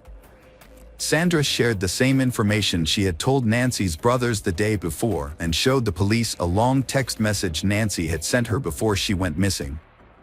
In the message, Nancy begged Sandra not to give Carlos any money, no matter what sad stories he might tell her. Nancy said Carlos would spend the money on alcohol and drugs, which made him aggressive and cruel. He had no intention of finding a job or overcoming his addictions, and his behavior was becoming increasingly threatening. As a result, Nancy was considering leaving him and thought it would be better to end things before anyone got hurt. The investigation also uncovered a disturbing fact about Carlos. He had been convicted of causing physical harm several times before. One of his first victims was his own mother, whom he severely beat when he was 17 years old. At the time, he was given probation. However, after leaving his family's home, he served short sentences for assaulting women he lived with and tried to have relationships with. The investigation was just getting underway, but within the first few days, several intriguing details came to light that suggested the union between Carlos and Nancy was troubled from the start. Carlos had a history of aggression, was unemployed, struggled with addiction, had a criminal record, and was prone to uncontrollable rage. Nancy's occupation wasn't as straightforward as she claimed. Her work generated substantial income, more than a housekeeper or caregiver could earn. In reality, Nancy offered escort services to wealthy individuals, including Spanish and other tourists, which is why she moved to Santander. Carlos initially accepted Nancy's occupation as it supported them financially. However, upon learning of her pregnancy, he became consumed by doubts about the child's paternity and grew intensely jealous of her continued work.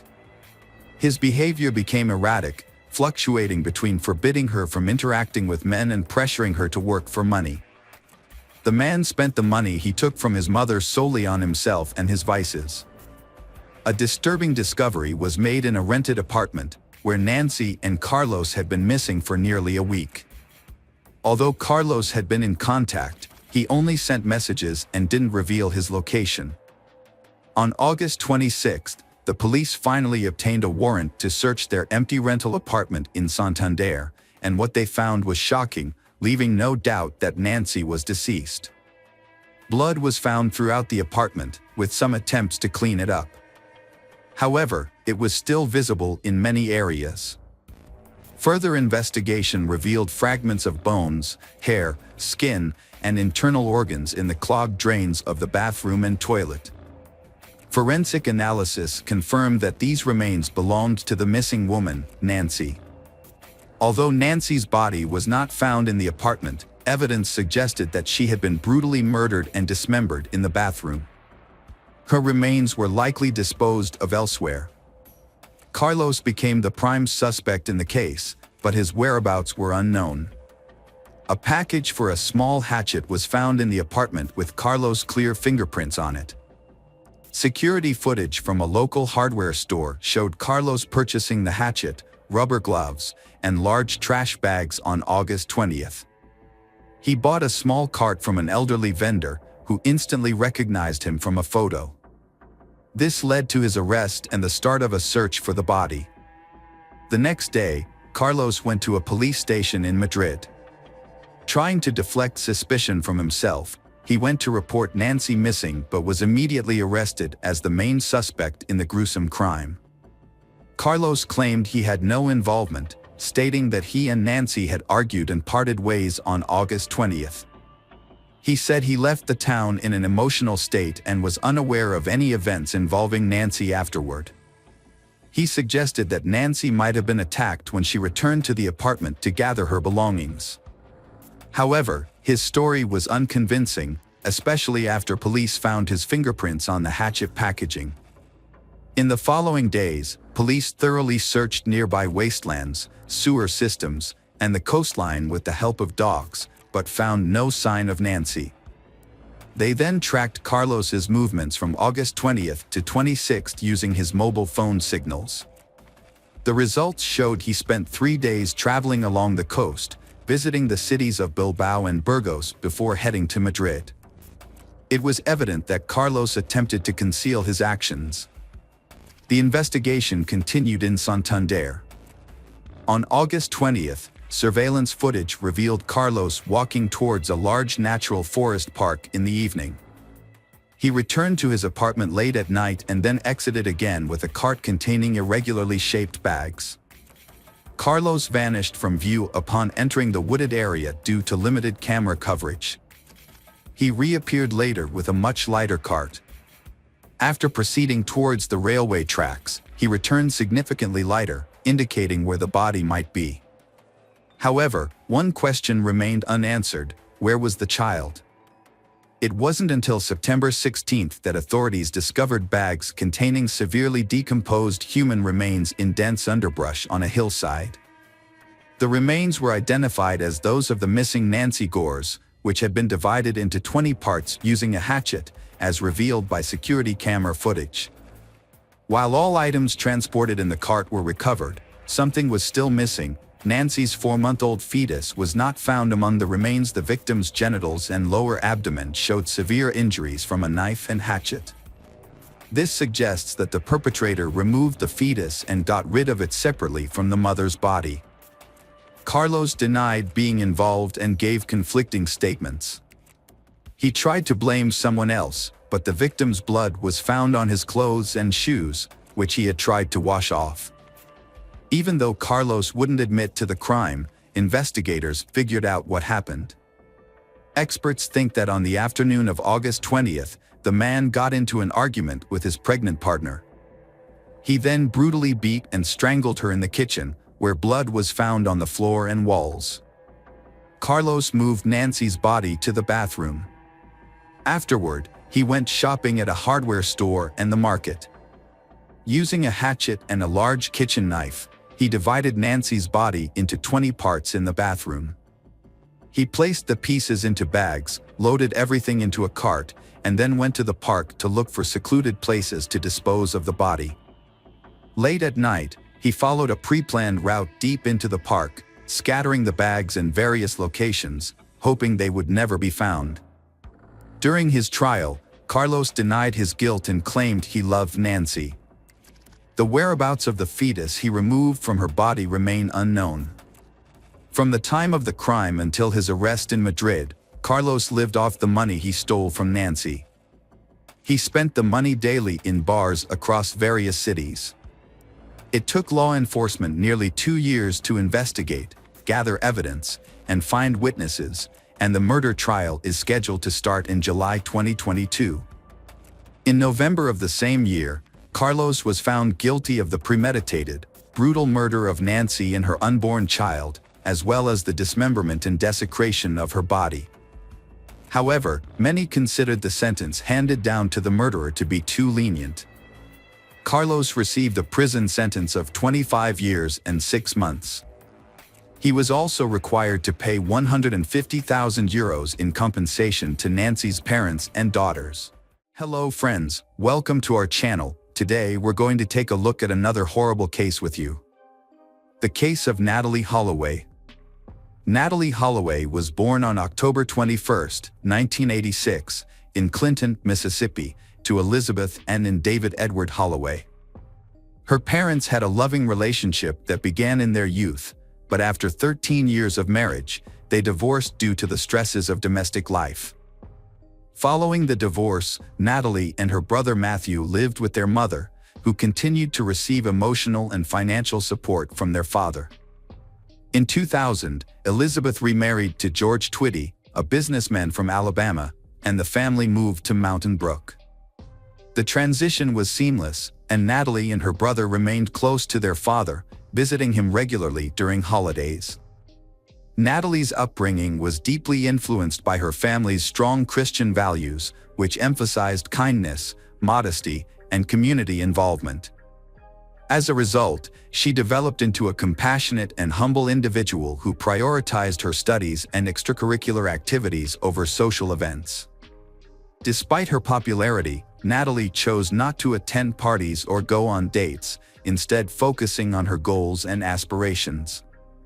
She was an excellent student, a skilled dancer, and an active member of various clubs, with ambitions to pursue a career in medicine and secure a scholarship to a local university.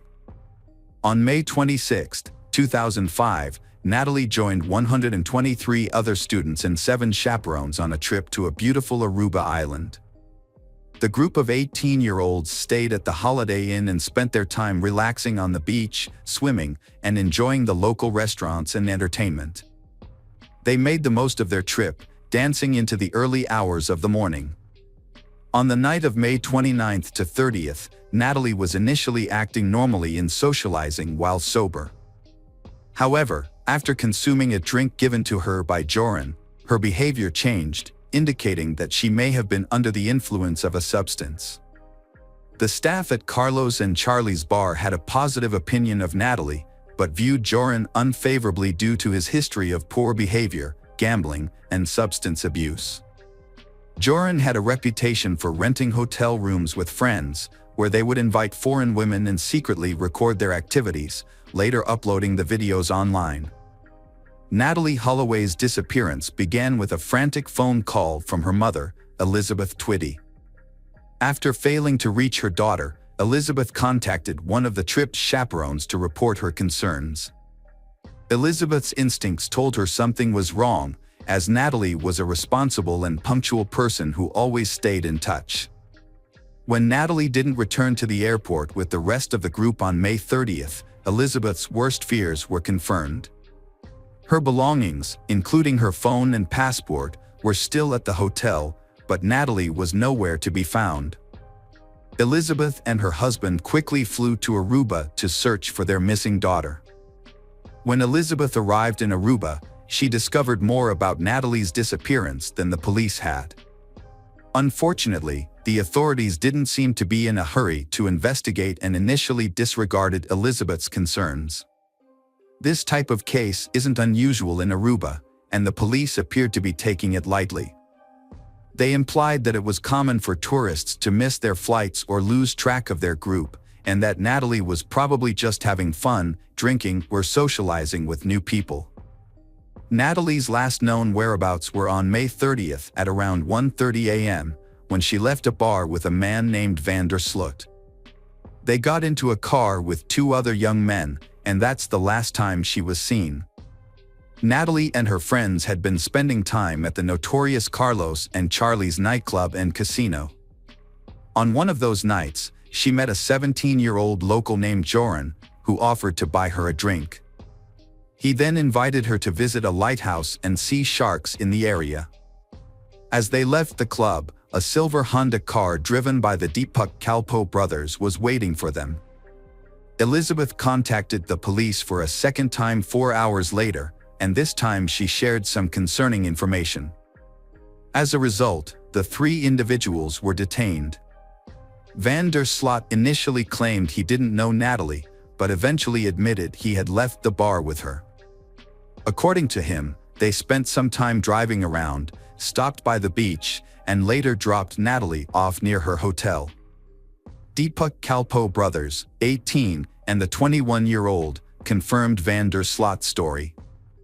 It's worth noting that the three were questioned together by the police, an approach that seems questionable from a law enforcement perspective. Later on, they altered their statements multiple times. Despite his questionable behavior, Joran was never held accountable for his actions. None of the charges against him went to court. It was later discovered that Joran's father, Paulus van der Sloot, was a well-known lawyer who was seeking a judgeship.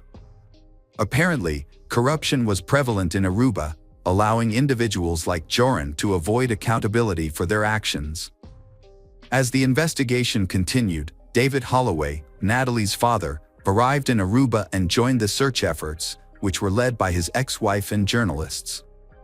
As public pressure mounted, it was discovered that the hotel's surveillance cameras did not capture the suspect's car, and there was no footage of Natalie entering the building on May 30th. This revelation contradicted the statements of Joran and the Kalpoe brothers, who were subsequently called in for questioning again. During this second round of questioning, one of the Kalpoe brothers unexpectedly changed his story, claiming that he had dropped Natalie off at a location before reaching the hotel, which was not covered by surveillance cameras. He also added that he had seen a figure in black approaching Natalie, who was later revealed to be one of the hotel's security guards. On June 5th, investigators took into custody the hotel security staff who were working the night Natalie disappeared. 4 days later, on June 9th, detectives arrested 3 people, including 2 of the Kalpoe brothers, due to suspicious circumstances. While in jail, one of the security guards learned something important from the Kalpoe brothers. Satish admitted that he and his brother Deepak had lied to protect their friend Joran. In reality, they had left Joran alone with Natalie on the beach and had gone their separate ways. The security guards were released on June 13th. A few days later, on June 17th, police detained Steve Gregory Cruz, a DJ who had worked on yacht parties, because they suspected he might be involved in Natalie's disappearance. On June 22nd, Paulus van der Sloot, Joran's father, was questioned and detained by police, but he was released on June 26th along with Steve Cruz because there was not enough evidence. Joran later changed his story again, this time blaming the Kalpoe brothers for Natalie's disappearance. He claimed that he had said goodbye to Natalie near his home and that she had left with the brothers. However, his new story was not believable. The Kalpoe brothers' lawyer responded to Joran's accusations. After a short trial on July 4th, the Kalpoe brothers were released from custody. At the same time, Joran's time in custody was extended by 2 more months. Despite the growing evidence, the police seemed to be ignoring Joran's possible involvement in Natalie's disappearance. Joran van der Sloot was born on August 6, 1987, in Arnhem, Netherlands, to Paulus van der Sloot, a lawyer, and Anita van der Sloot-Hugen, an art teacher. He was one of 3 brothers in a large family that moved to Aruba in 1990. Joran grew up on the island, where he attended the International School of Aruba and excelled academically. He also developed a passion for sports, particularly soccer and tennis, and showed promise in these areas. Joran's family life was complicated. As a child, he was closer to his father, but his relationship with his mother was strained. Anita considered Joran dishonest and struggled to instill good values in him. She remembered him as a rebellious child who frequently ran away from home. As Joran entered adulthood, he began to associate with a questionable crowd and developed a taste for gambling. Despite this, he presented himself as confident and fearless to his friends, which initially impressed many people. However, locals were wary of Joran, sensing that his permissive behavior would eventually lead to trouble. Joran was popular with girls, but he often took advantage of them. Overall, people had mixed opinions about Joran, with some being drawn to his charismatic personality and others being put off by his questionable behavior. As the investigation into the suspects continued, the search for Natalee Holloway remained ongoing. U.S. authorities assisted by closely monitoring the progress and providing significant financial support to aid in the search for the Natalee. Although the Aruban authorities were not pleased with the increased scrutiny, they accepted the funding. On August 26, the police detained the Kalpoe brothers and another young man, but this was unrelated to the case. The arrest was an attempt to intimidate them into talking. All four were released on bail on September 3, 2005, and a week and a half later, all restrictions were lifted. Joran van der Sloot spent about 3 months in custody. After his release, he reveled in the notoriety, giving interviews and appearing on TV shows. He claimed Natalee Holloway was flirtatious and offered intimacy, but he declined due to lack of contraception. When questioned about his credibility, Joran threw a glass at the interviewer, showcasing his impulsiveness and aggression. According to the recorder, Joran van der Sloot was confessing to witnessing Natalee Holloway's death on the beach in Aruba. He claimed they were intimate before she lost consciousness, and despite trying CPR, she died. Van der Sloot said he and a friend disposed of her body at sea. Despite the damning recording, Van der Sloot again avoided consequences, quickly denying his statement after it aired. In his 2007 book, The Case of Natalee Holloway, My Own Account, Van der Sloot maintained his innocence, apologizing to Natalee's family and providing his account of events, despite ceasing search efforts by authorities. In 2008, 2 new witnesses came forward in the case. One reported seeing Joran and his father on the beach near the Holiday Inn on May 30, 2005, around 4 a.m. Joran appeared disheveled and shirtless. The witness saw them arguing in a car before driving away. However, Paula's had an alibi for the night of Natalee's disappearance. Joran's former girlfriend also came forward, recalling a comment he made about easily disposing of a body. However, Joran was known for lying and exaggerating. Despite these developments, Joran and the Kalpoe brothers were detained and released multiple times. The Holloway family hired a private investigator, Tim Miller, who searched the landfill and discovered oversights by the island's police, including failure to interview Natalee's classmates or hotel room neighbors. Natalee's electronic room key was used several times on the night of her disappearance, and she left behind her rare and expensive mobile phone. A male DNA was found on her toothbrush. The investigation's flaws were exposed. After his father's death, Joran contacted the Holloway family, offering to reveal the truth about Natalee's disappearance for a $250,000 reward. He claimed he wanted to clear his conscience, but was actually blackmailing them. The Holloways, desperate for answers, paid Joran $25,000 to meet with their lawyer, John Kelly, in Aruba. Joran provided a new account of events, claiming Natalee resisted his sexual assault, struggled, and hit her head on a rock after he pushed her. He then buried her body in a building foundation. Elizabeth Twitty followed up on Joran's claims by contacting the police. However, verifying his story was simple, and it quickly became apparent that the house he pointed to had been built long before Natalee's disappearance. As a result, the police concluded that his testimony was insufficient to warrant an arrest. It was widely believed that Joran had fabricated another lie to obtain money, and after receiving the funds, he fled to Peru. In another case, on June 1, 2010, the body of 21-year-old Stephanie Tatiana Flores Ramirez was found in a hotel room in Lima, Peru. She had suffered severe injuries and died from a neck fracture. The case drew significant media attention due to the victim's father being a well-known businessman and former Formula One driver. Surveillance footage quickly identified the perpetrator. Surprisingly, the perpetrator was Joran van der Sloot. He was arrested and taken into custody. He claimed to have met Stephanie at the Atlantic City Casino on May 30th, where they played poker together.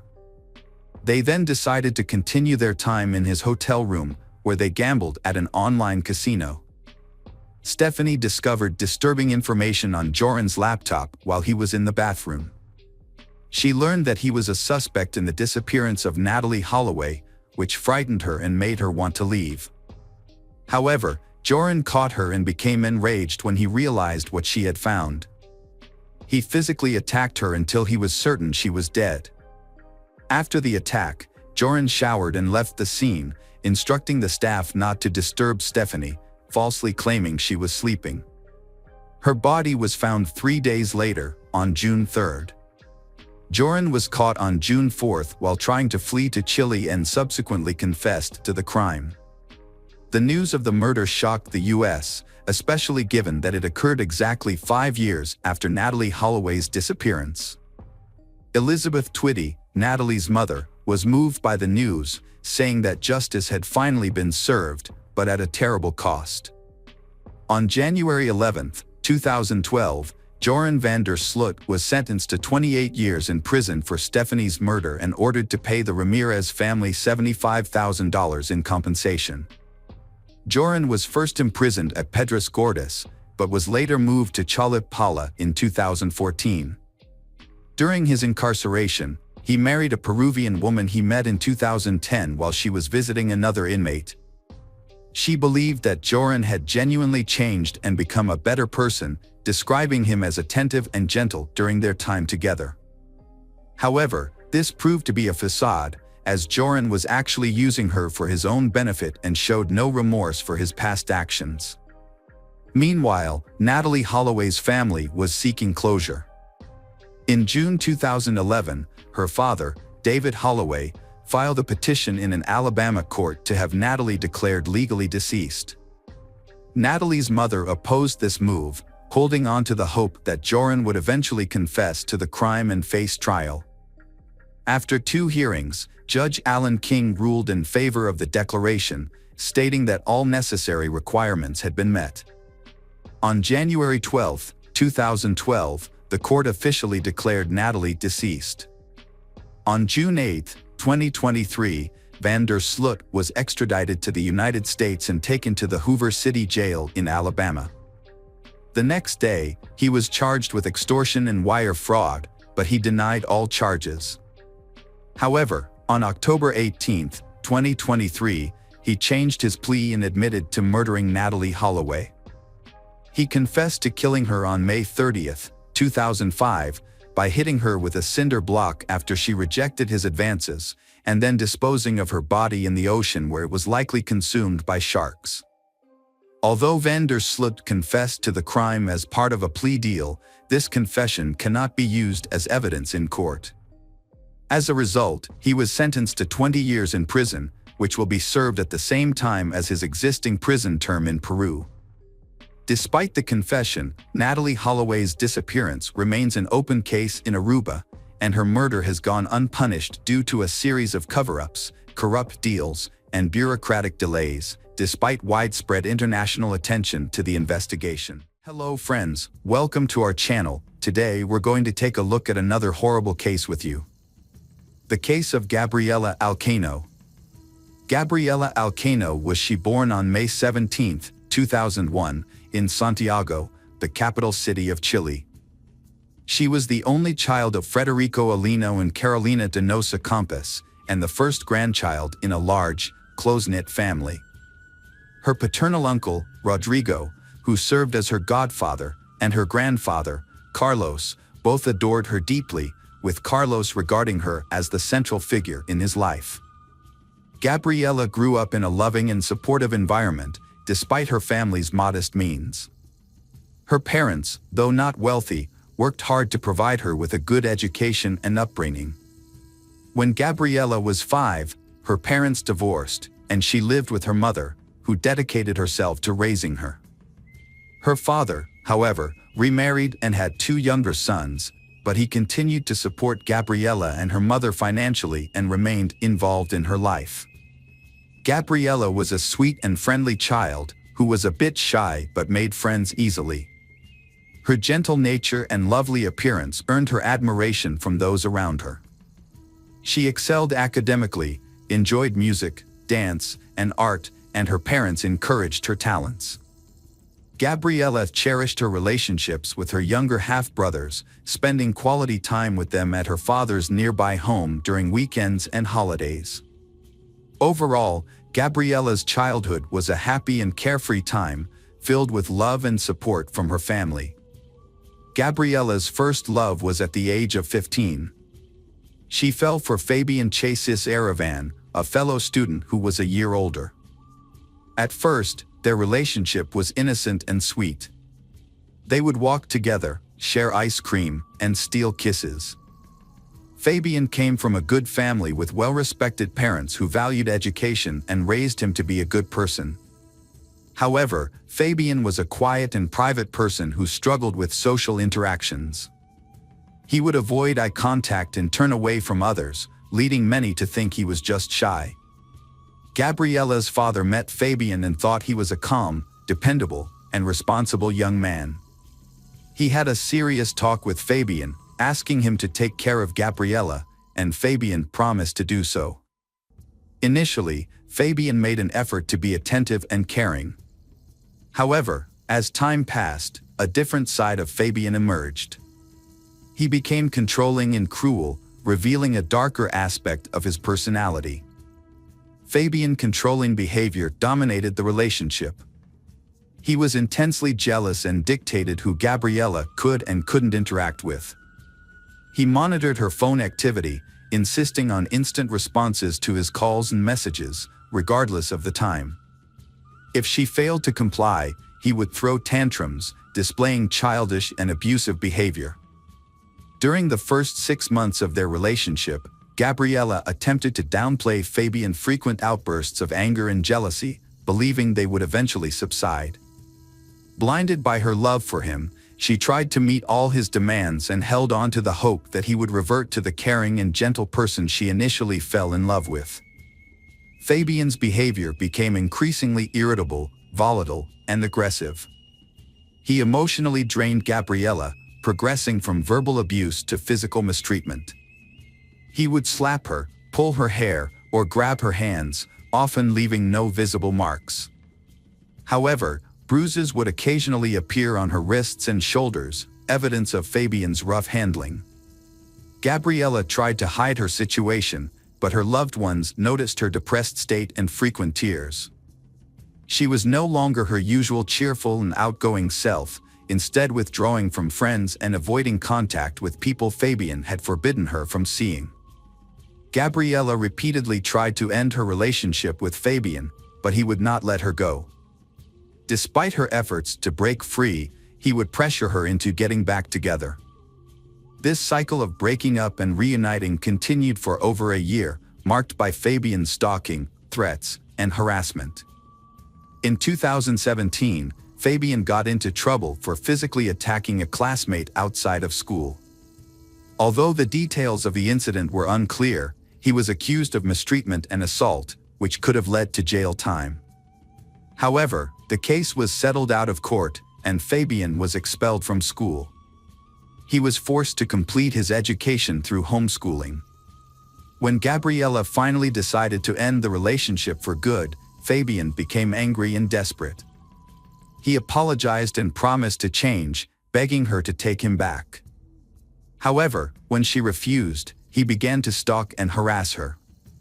He would show up at her school or home, even attempting to climb into her room through the window.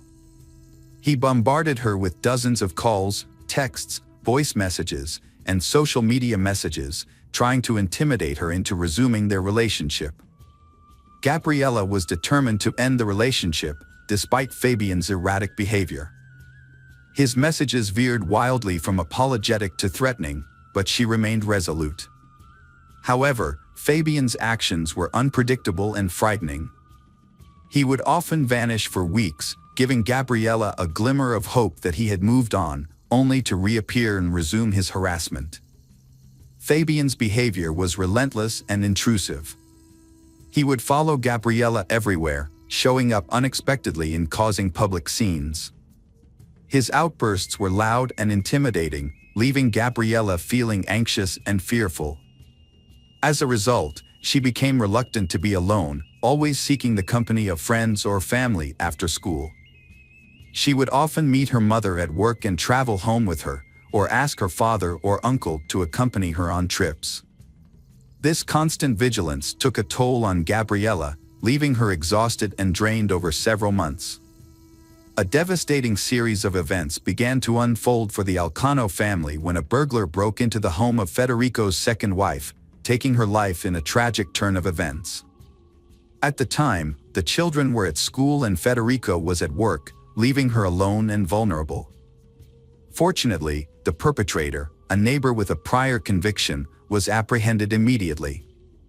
Gabriella and her mother rallied around Federico, offering emotional support and helping him care for the children during this difficult time.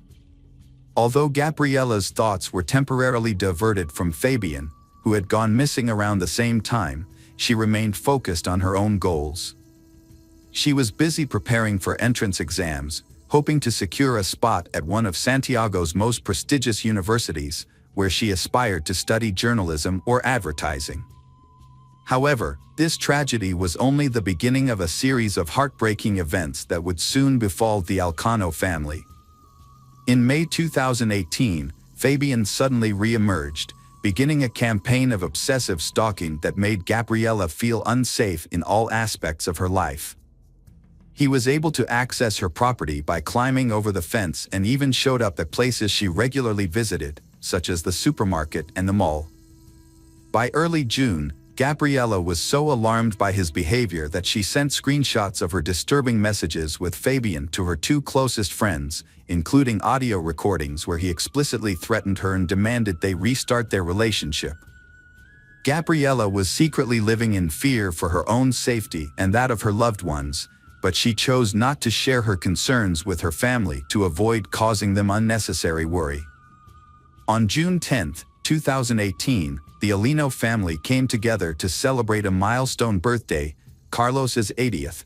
Tragically, this joyful gathering would turn out to be the last day of life for Gabriella and her mother, Carolina. The evening had begun on a happy note, with the house filled with laughter, music, and the warmth of a big family meal. As they celebrated Carlos's special day, everyone wished him good health and many more years to come.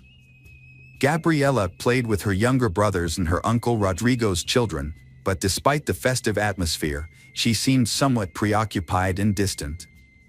Her uncle noticed her unease and decided to approach her, asking if everything was okay and if something was troubling her. Gabriella gave a sad smile and shrugged, but didn't explain why she was nervous. Her uncle chose not to pry, thinking she would open up when she was ready. However, he later regretted not pressing her for more information. After the party, Federico drove his ex-wife and daughter home. He kissed Gabriella on the forehead, told her he loved her, and reassured her that she could always count on him for support. He then returned home with his younger children. Tragically, this was the last time he saw his eldest daughter and first wife alive. In the early hours of June 11th, a horrific crime took place. Fabian, armed with a hunting knife, climbed over the fence of his ex-girlfriend's house. He planned to sneak into Gabriella's bedroom through the window and attack her. However, just as he was about to enter, the lights turned on, and the back door creaked open. Carolina, who had been unable to sleep, had gotten up to investigate the noise. Fabian pounced on her, pushing her back inside, and began stabbing her repeatedly. Fabian brutally stabbed his Carolina 36 times, with most of the wounds inflicted on her chest, neck, and head. This attack was fatal and left her with no chance of survival. Carolina only managed to scream a couple of times before falling silent. The noise from the attack woke up Gabriella, who rushed downstairs to see what was happening. As she went down, she saw Fabian, covered in blood and clearly enraged.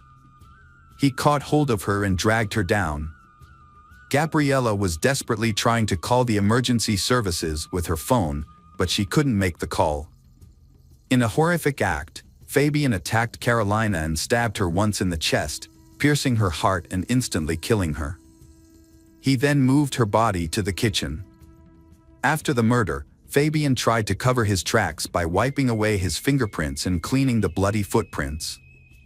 He also washed himself and the knife in the bathroom.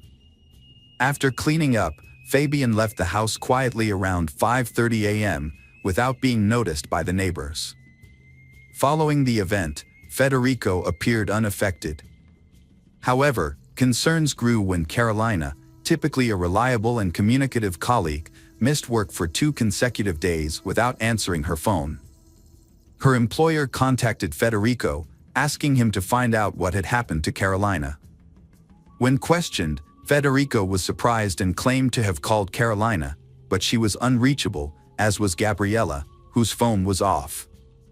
Next, Federico phoned his brother, Rodrigo, but Rodrigo stated that he had neither seen nor heard from the missing individuals since their friend's birthday. Following the phone call, Federico decided to pay a visit to Carolina's home. The property appeared uninhabited. Nonetheless, Carolina's vehicle remained in the garage.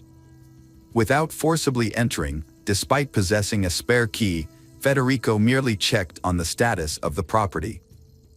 Federico called the police and asked them to check the house, but he didn't enter himself because he was afraid of what he might find. The police officers were puzzled by this, especially since he had a key. When they finally entered the house at 11 a.m., they found the lifeless bodies of Carolina and Gabriella on the kitchen floor, surrounded by pools of blood. Despite the obvious fact that the women had been dead for over a day, Federico was overcome with grief and irrationally demanded that the police call an ambulance to save them. The police had to calm Federico down, but his behavior raised suspicions, and they took him outside to a police car for questioning. When he tried to leave the car and found the door locked, he became agitated and demanded to know why. It was then that he realized he was the main suspect in the double homicide. Federico was shocked and devastated by this turn of events, unable to comprehend how he could be suspected of killing his own daughter. Rodrigo arrived shortly after and was equally shocked to learn that his brother had not been released. He was also struggling to come to terms with the investigation revealed that Gabriella's friends reported that she was being stalked by her ex-boyfriend, Fabian. Screenshots of his threatening messages and voice recordings, which included a disturbing phrase, "It's easier to take her life than to let her go," were also obtained. This came as a shock to Federico, Gabriella's father, who recalled that Fabian seemed pleasant when they first met, despite his daughter's failed attempts to break up with him. The contrast between the heinous crime and the normalcy of Fabian's daily life, where he spent time with family and friends and posted light-hearted photos on social media, made his crime all the more inconceivable. After being taken into custody, Fabian responded to allegations with pretended astonishment and anguish, falsely claiming his innocence and feigning affection for Gabriella. Fabian had gotten rid of the object used to commit the murder and thrown away some clothes with blood on them. However, there were still small drops of blood on his shoes, and footprints matching his shoes were found at the scene of the crime. Additionally, 4 of Gabriella's classmates said they heard Fabian threaten her, saying it would be easier to kill her than let her go. Because of the evidence and what the witnesses said, Fabian admitted to the crime, but tried to make himself look like a lover who was deeply hurt. The defendant claimed that his intention was not to harm Gabriella, but rather to have a conversation with her. However, the situation escalated, and he ultimately treated her mother as an unwanted witness. He struggled to provide a reasonable explanation for bringing a hunting knife to the encounter, which was supposedly meant to be a conversation. Following the autopsy and other necessary examinations, the victims' bodies were released to their family for burial. A large crowd gathered at the funeral to pay their respects to the deceased and offer condolences to their loved ones. Gabriella was laid to rest in a white dress she had always wanted to wear but never had the chance to. Carolina was buried in a closed casket due to the severe mutilation of her face. Fabian's family hired a skilled lawyer who developed a strong defense strategy, aiming to secure a minimal sentence for his client. During the initial court hearings, the lawyer highlighted Fabian's young age and clean record, pointing out that the attack on his classmate had been resolved outside of court. However, the victim's family pushed for a more severe charge of femicide, which was rejected by the prosecution due to the specific requirements of Chile's law. Since Fabian and the victim were not in a romantic relationship at the time of the crime, the case did not meet the criteria for femicide. The lawyer also argued that Fabian had acted on impulse and was in a state of distress when he committed the crime. As a result, Fabian faced a potential 15-year sentence for the double homicide and assault charges.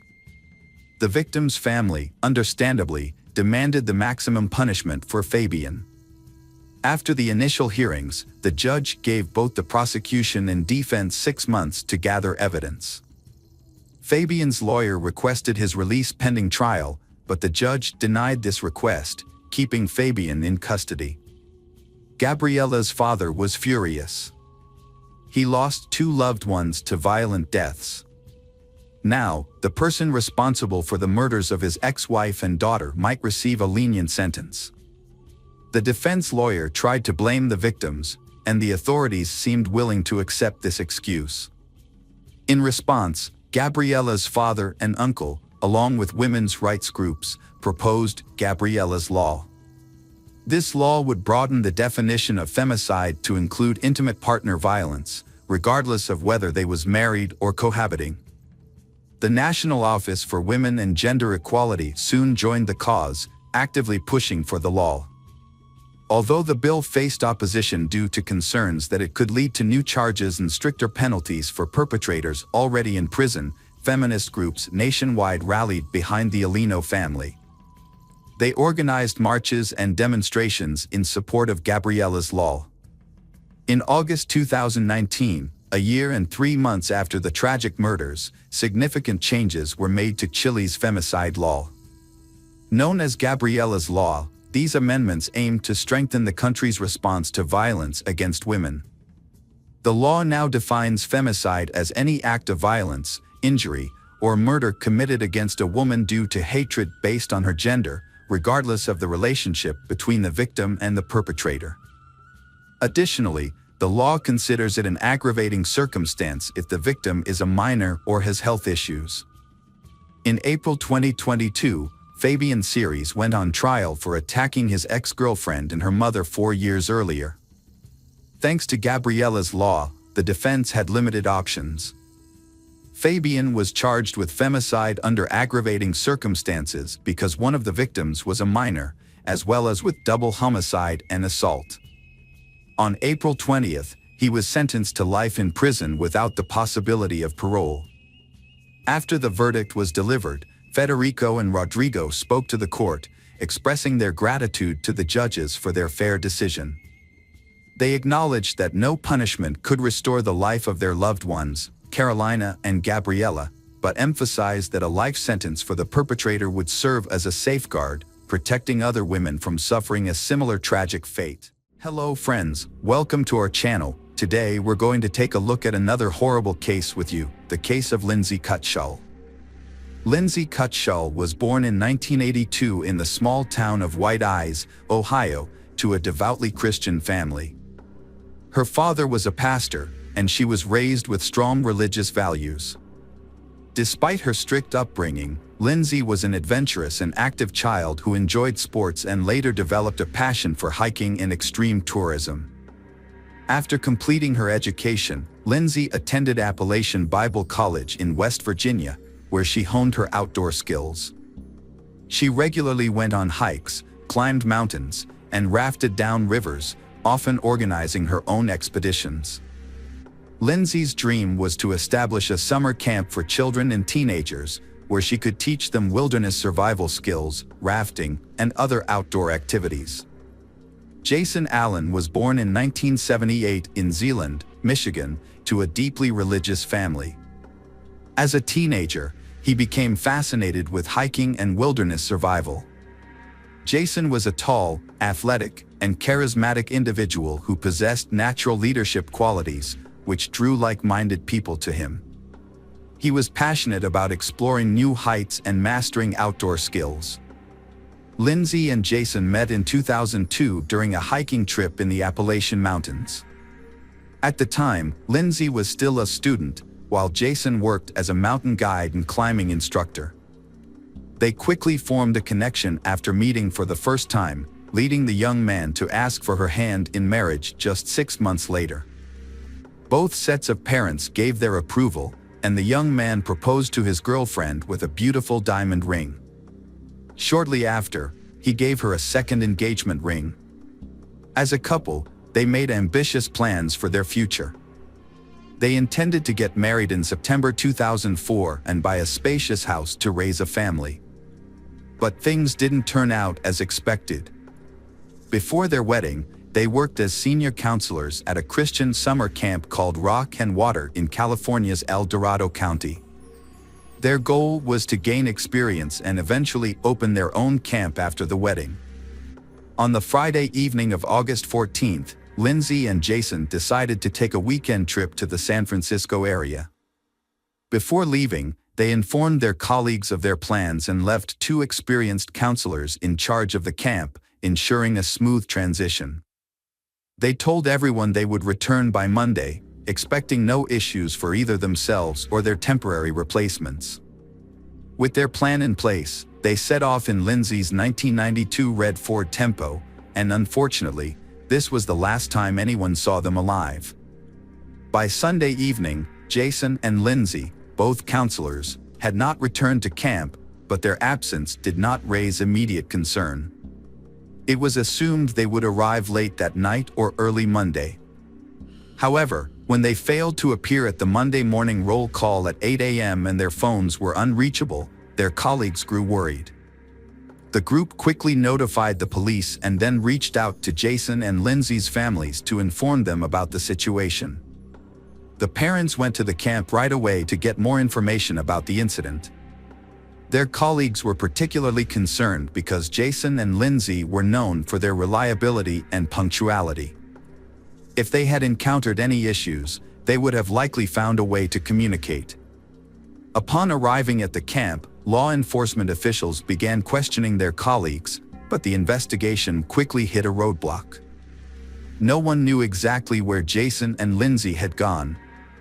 They had planned to explore the San Francisco area, but their love for adventure and extreme activities made it likely that they were in a remote location with no access to communication or civilization. The police decided to wait for 48 hours, allowing the missing couple a window to possibly return home by themselves. In the meantime, concerned relatives and friends didn't want to delay any longer, and therefore decided to start searching.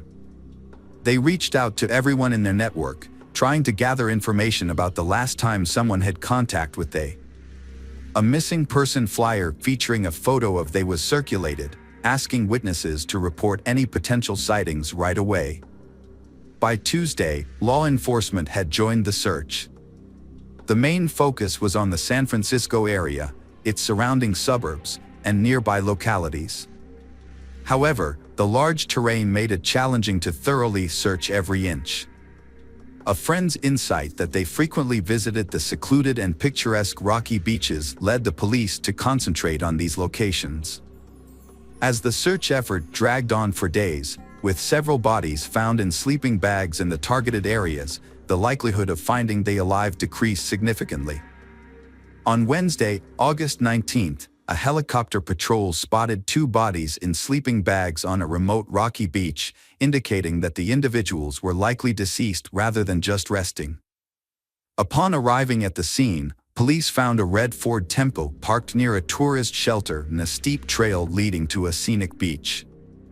The car was identified as belonging to missing student Lindsay Cutshall after a database check. As officers descended the trail, they discovered 2 people in sleeping bags, who initially appeared to be sleeping. However, they did not respond to calls or noise. Closer inspection revealed that the individuals, a young man and woman, were deceased, with no signs of life. Preliminary examination suggested that they had been killed by gunshot wounds to the head, and the smell of decomposition indicated they had been there for over a day. All of their belongings, including phones, wallets, bank cards, and cash, were found next to them, ruling out robbery as a motive. The car keys were also visible, eliminating car theft as a motive. Investigators initially believed the deceased were the young couple who had gone missing near San Francisco the previous week. Documents found at the scene confirmed the identities of the victims as Lindsay Cutshall and Jason Allen. However, formal identification by their relatives was still necessary. When the parents arrived, they were overcome with grief upon recognizing the bodies of their children. The investigation led police to rule out initial theories of robbery or carjacking due to the presence of untouched valuables, money, and keys at the scene. Forensic analysis also showed no signs of physical or intimate assault on the bodies, except for the fatal gunshot wounds to the head. It appeared that Lindsay and Jason were peacefully sleeping and did not have time to react to the attack.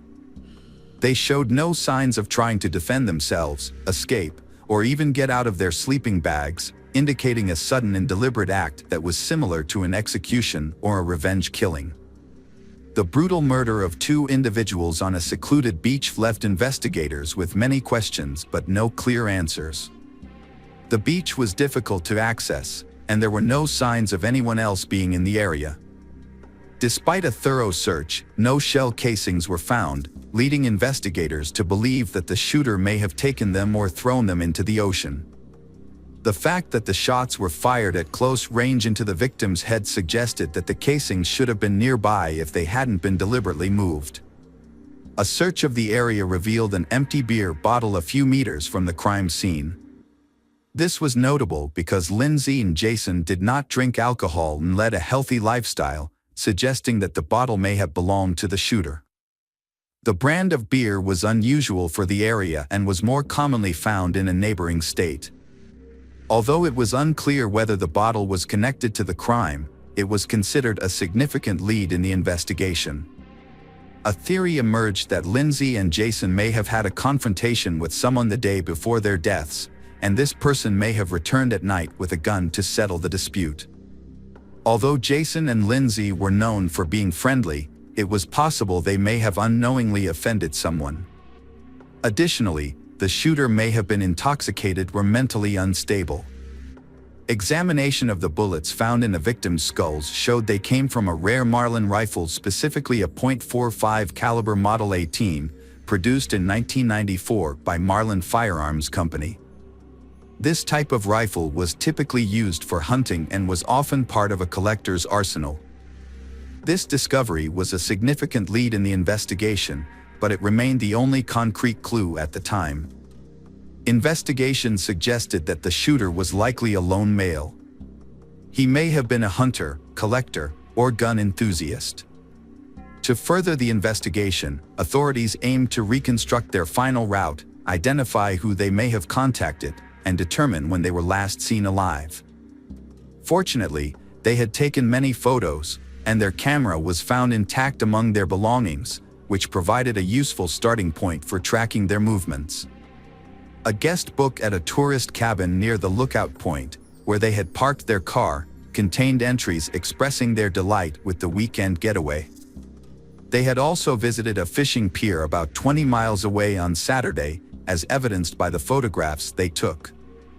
Police officers returned to the pier and interviewed locals to find people who may have seen something significant. Several people remembered a young couple in a red car who inquired about overnight accommodations but found all three nearby hotels fully booked due to peak tourist season. They had dinner at a local restaurant, walked around the area, and took photos before leaving in the evening. According to those who saw and interacted with them, they was friendly, did not engage in any conflicts, and seemed carefree and happy. However, none of the witnesses could recall anything unusual or suspicious. The location where the bodies were found was a protected area, closed to camping. However, the young couple had nowhere else to stay overnight, so they decided to camp on the beach, using sleeping bags instead of a tent. They felt safe on the secluded beach on a warm August night and planned to return to the Rock and Water Camp on Sunday. This information helped investigators narrow down the time frame of their deaths.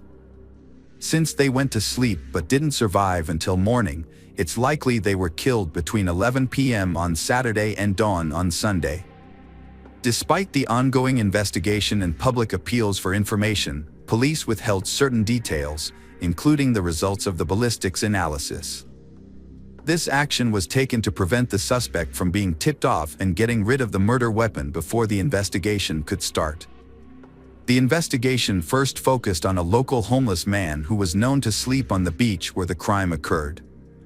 He was found and questioned by police, but despite not having an alibi for the night of the crime, he was not confirmed to be involved.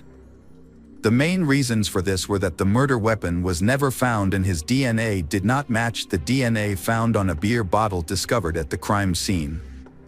The case went cold for nearly 2 years, but in the spring of 2006, police decided to release more information about the crime, including details about the weapon used. They also offered a $50,000 reward for any information that could help identify the perpetrator and solve the case. Following the public appeal, authorities received over 1,000 calls, but only a few were useful for the investigation. One individual, 26 years old Sean Gallen, drew particular attention from several locals who described him as an aggressive collector of firearms and blades. He was reportedly prone to conflicts, had a history of property damage, and frequently threatened violent behavior.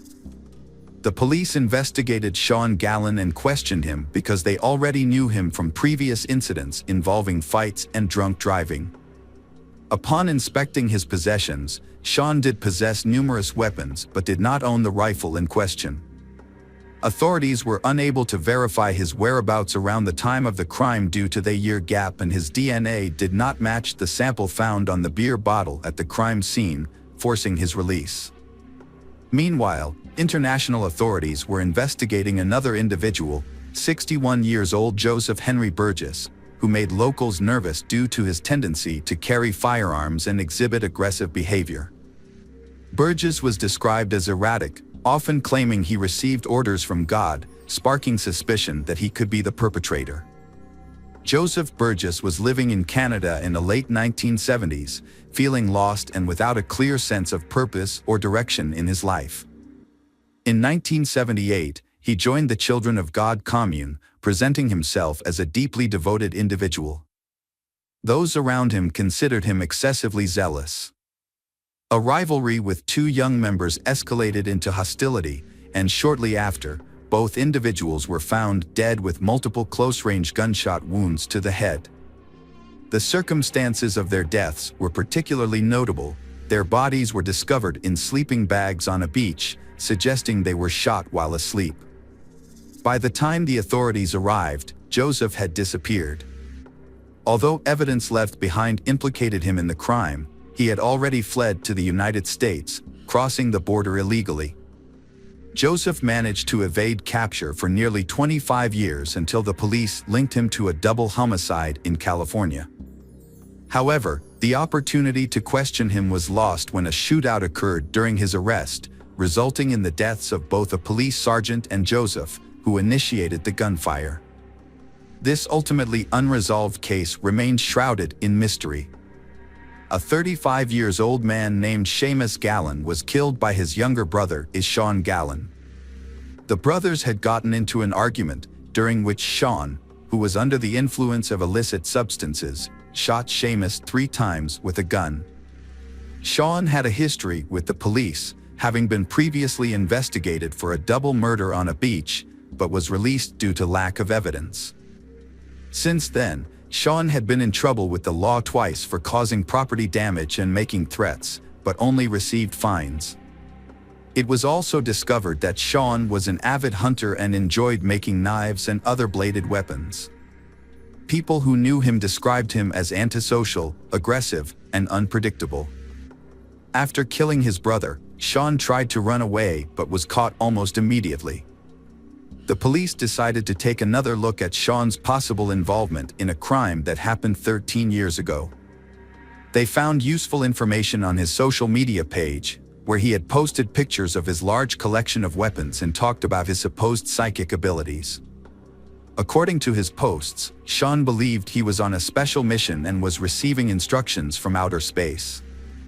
Sean's behavior initially led police to suspect that he had serious mental health issues. He refused to cooperate with the investigation, spoke incoherently, and maintained his innocence. A new lead was found by investigators who examined private messages on the deceased brother's social media page, something no one anticipated.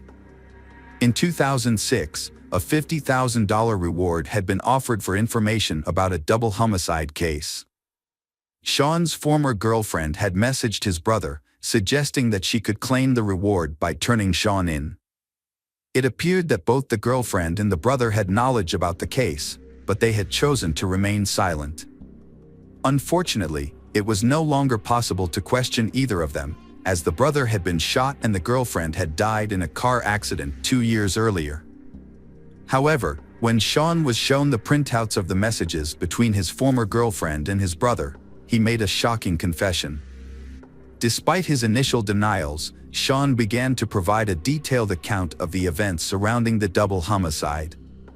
His recollection of the details was vivid, even though more than 13 years had passed since the crime occurred. One evening, a man left his house with a Marlin rifle, planning to hunt in a nearby wooded area.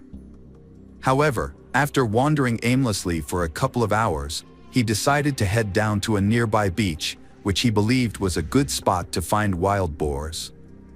As he walked along the shore, he came across 2 sleeping bags with a young man and woman asleep inside.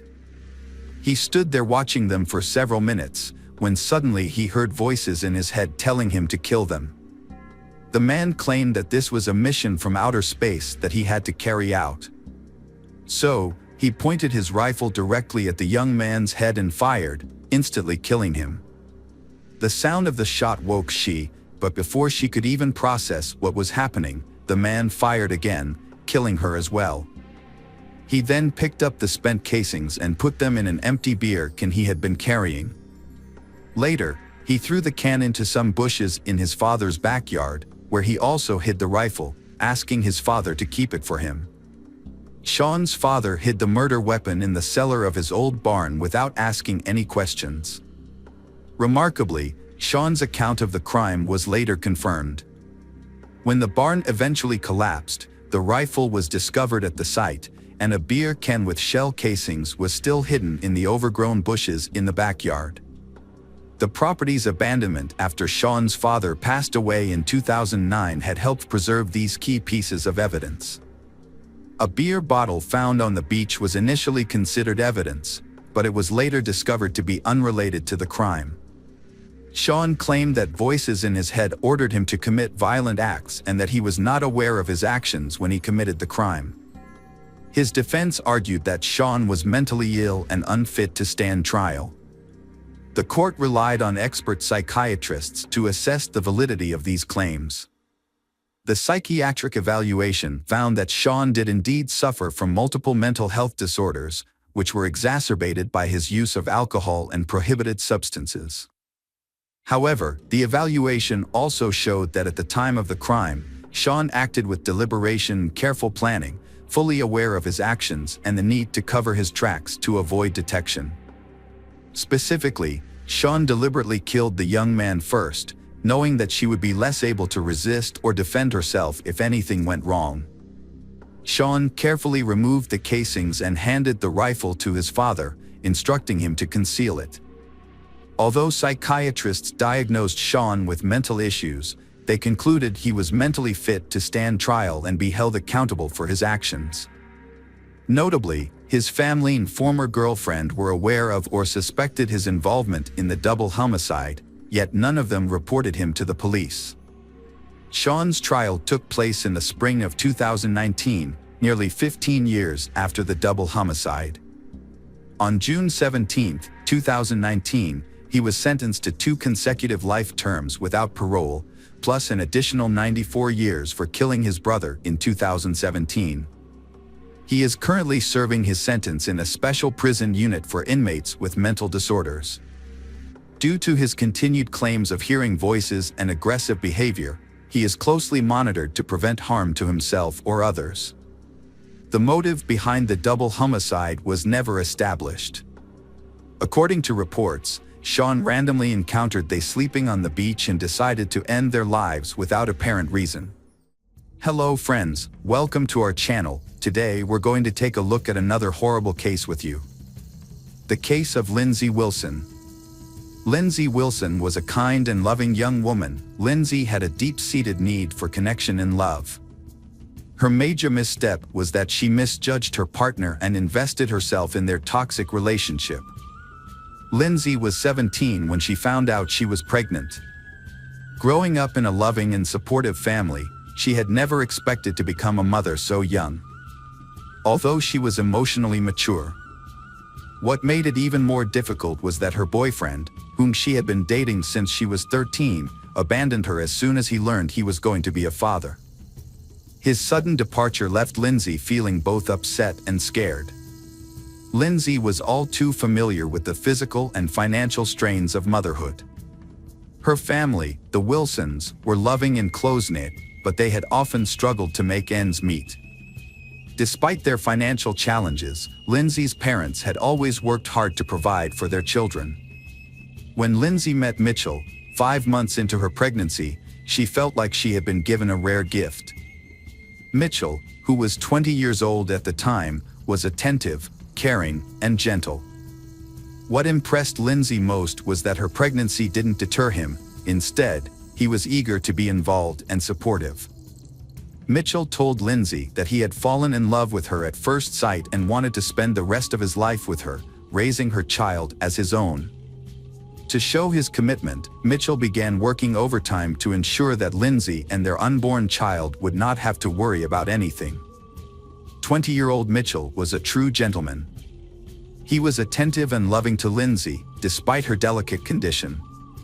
In fact, Mitchell had fallen deeply in love with her at first sight and wanted to spend his life with her, including raising her child as his own. At the time, Mitchell was earning a good income. However, when they announced their decision to get married, their parents were shocked. They felt that their 5-week relationship was too short to withstand the challenges and circumstances that came with marriage. Despite their concerns, Lindsay's relatives noticed a positive change in her since being with Mitchell. She had regained her cheerfulness and good health. However, some of them found Mitchell's behavior to be a bit insincere. Nevertheless, no one interfered with their decision to get married, and instead chose to keep their doubts to themselves. The wedding took place in August 1995, surrounded by a small, intimate group of family and friends, mostly from the bride's side. The groom's side was noticeably underrepresented, with only his parents, a brother, and 2 friends in attendance. Despite the celebratory atmosphere, Lindsay's relatives couldn't shake off their uneasy feelings about the union. However, Lindsay herself was over the moon, believing she had found her perfect match. As the evening wore on, their happiness was short-lived. A disagreement erupted, and the newlyweds' argument played out in front of their guests. The reason for Mitchell's outburst seemed trivial, and his reaction was disproportionately intense. The situation escalated, with Mitchell grasping Lindsay's hand and violently shaking her, leaving everyone in attendance stunned and uncomfortable. Mitchell appeared agitated and threatening, causing concern. When he calmed down, he apologized to everyone and made light of the situation, attributing his behavior to holiday stress. Although Lindsay didn't think much of the incident at the time and soon forgot about it, it was actually one of the warning signs of their toxic relationship. After getting married, Mitchell and Lindsay moved into an apartment in Southport, away from their parents. They started their life together and soon welcomed a baby girl named Robin. However, Lindsay soon discovered that her husband had a volatile temper, which cast a shadow over the joy of their new family. Mitchell's moods were unpredictable. One moment he was happy and joking, and the next, he would become aggressive and unreasonable. She thought she was maintaining a delicate balance at home, but in reality, she was giving in to his control. He dictates her every move and gets angry if she misses a phone call or doesn't pick up. Their arguments often ended with Mitchell begging for forgiveness and declaring his love. For a while, it seemed that peace had been restored, but their cycle of arguments became more and more intense. Lindsay struggled to recognize who she once loved. She frequently shared her concerns with her relatives, who urged her to leave the relationship and end her suffering. However, Lindsay found it difficult to acknowledge her mistake and admit defeat. Lindsay's relatives noticed that she often dwelled on memories of the past. Whenever her husband promised to change and return to his gentle and caring ways, Lindsay wanted to believe him and waited for him to fulfill his promises. Meanwhile, Mitchell's controlling behavior intensified. He restricted Lindsay's freedom, forbidding her from going out alone in the evenings and eventually requiring her to be accompanied by him at all times. Despite his possessiveness, Mitchell was seen with other women, sparking Lindsay's suspicions of infidelity. Lindsay confided in her older sister about her concerns, sharing an incident where a woman visited their home, unaware that Mitchell was married. This revelation led to another argument, which escalated into physical violence. Physical abuse gradually became a part of Lindsay's life. To control her and protect his reputation, Mitchell started limiting her interactions with others. He began by restricting her contact with neighbors, friends, and acquaintances, and eventually with her family. Lindsay, unhappy and fearful of being caught and punished, tried to secretly maintain contact with her loved ones. Despite the problems in their relationship, Lindsay stayed with Mitchell. One reason was the comfortable life he provided. He had a good income, supported her and their child, and paid the bills, leaving her without any financial worries. Lindsay's life changed dramatically when she found herself pregnant again. Although her husband, Mitchell, was a good father to her daughter from a previous relationship, she felt that having another child would be unwise in their current circumstances. She decided to have an abortion. When Mitchell found out about her decision, he became furious and verbally and physically abused her. Lindsay packed her belongings and took her daughter to her parents' home. Her family was relieved to see her. At first, Lindsay was happy to be apart from her husband, Mitchell. But over time, she started to miss him. Mitchell, eager to win her back, would call her constantly, begging her to return. Despite initial reservations, Lindsay was eventually won over by Mitchell's claims that he had changed. Everything seems to be back to normal, they are even looking forward to another child. However, their happiness was short-lived. After 6 months, Mitchell's violent temper flared up again. Although he didn't harm Lindsay, who was pregnant at the time, he unleashed his fury on their apartment. He smashed furniture, ripped doors off their hinges, and damaged the walls. He even threw their television out the window and vandalized their car. The landlord, fed up with the destruction, demanded that they pay for the damages and move out. The family's financial situation became even more dire. As a result, they was forced to take out a significant loan and downsize to a smaller, more modest apartment. In October 1997, Lindsay gave birth to their son, Jack. Mitchell was overjoyed at the arrival of his child. However, the relationship between the spouses continued to deteriorate over time. Mitchell often left home for extended periods, sometimes for just a few days, sometimes for an entire week, frequently citing trivial or made-up reasons. Although Lindsay had grown accustomed to her husband's behavior, she eventually reached her breaking point and filed for divorce, returning to her parents' home when Mitchell abandoned her once again. Lindsay realized she couldn't handle the separation from Mitchell on her own, so she reached out to a local charity that supports women in crisis. The charity helped her find affordable housing in a different city, allowing her to start fresh. However, she was worried that Mitchell would find out her new contact information, so she took steps to protect herself. When Mitchell began making threats, she took it a step further and got a restraining order from the police. With the help of a therapist, Lindsay started rebuilding her life. She kept a journal to document her experiences, intending to use it as a warning for her children in the future, so they wouldn't make the same mistakes she did. The journal entries supported what her relatives had said about the problems within the family. Unfortunately, despite her efforts to stay hidden, Mitchell eventually discovered her phone number and began calling her constantly, demanding to see their son. Lindsay, now free, soon felt lonely and couldn't resist her ex's persistence. They started talking and seeing each other again, eventually moving back in together. Ashamed of her weakness, Lindsay kept this a secret, but it eventually came out. Her relatives and friends were shocked and disappointed by her reunion with he they considered a tyrant, and they couldn't understand why she had taken him back. Her relatives continued to dislike Mitchell and cut off most communication with him. Despite their efforts to help her, Lindsay repeatedly returned to the abusive relationship.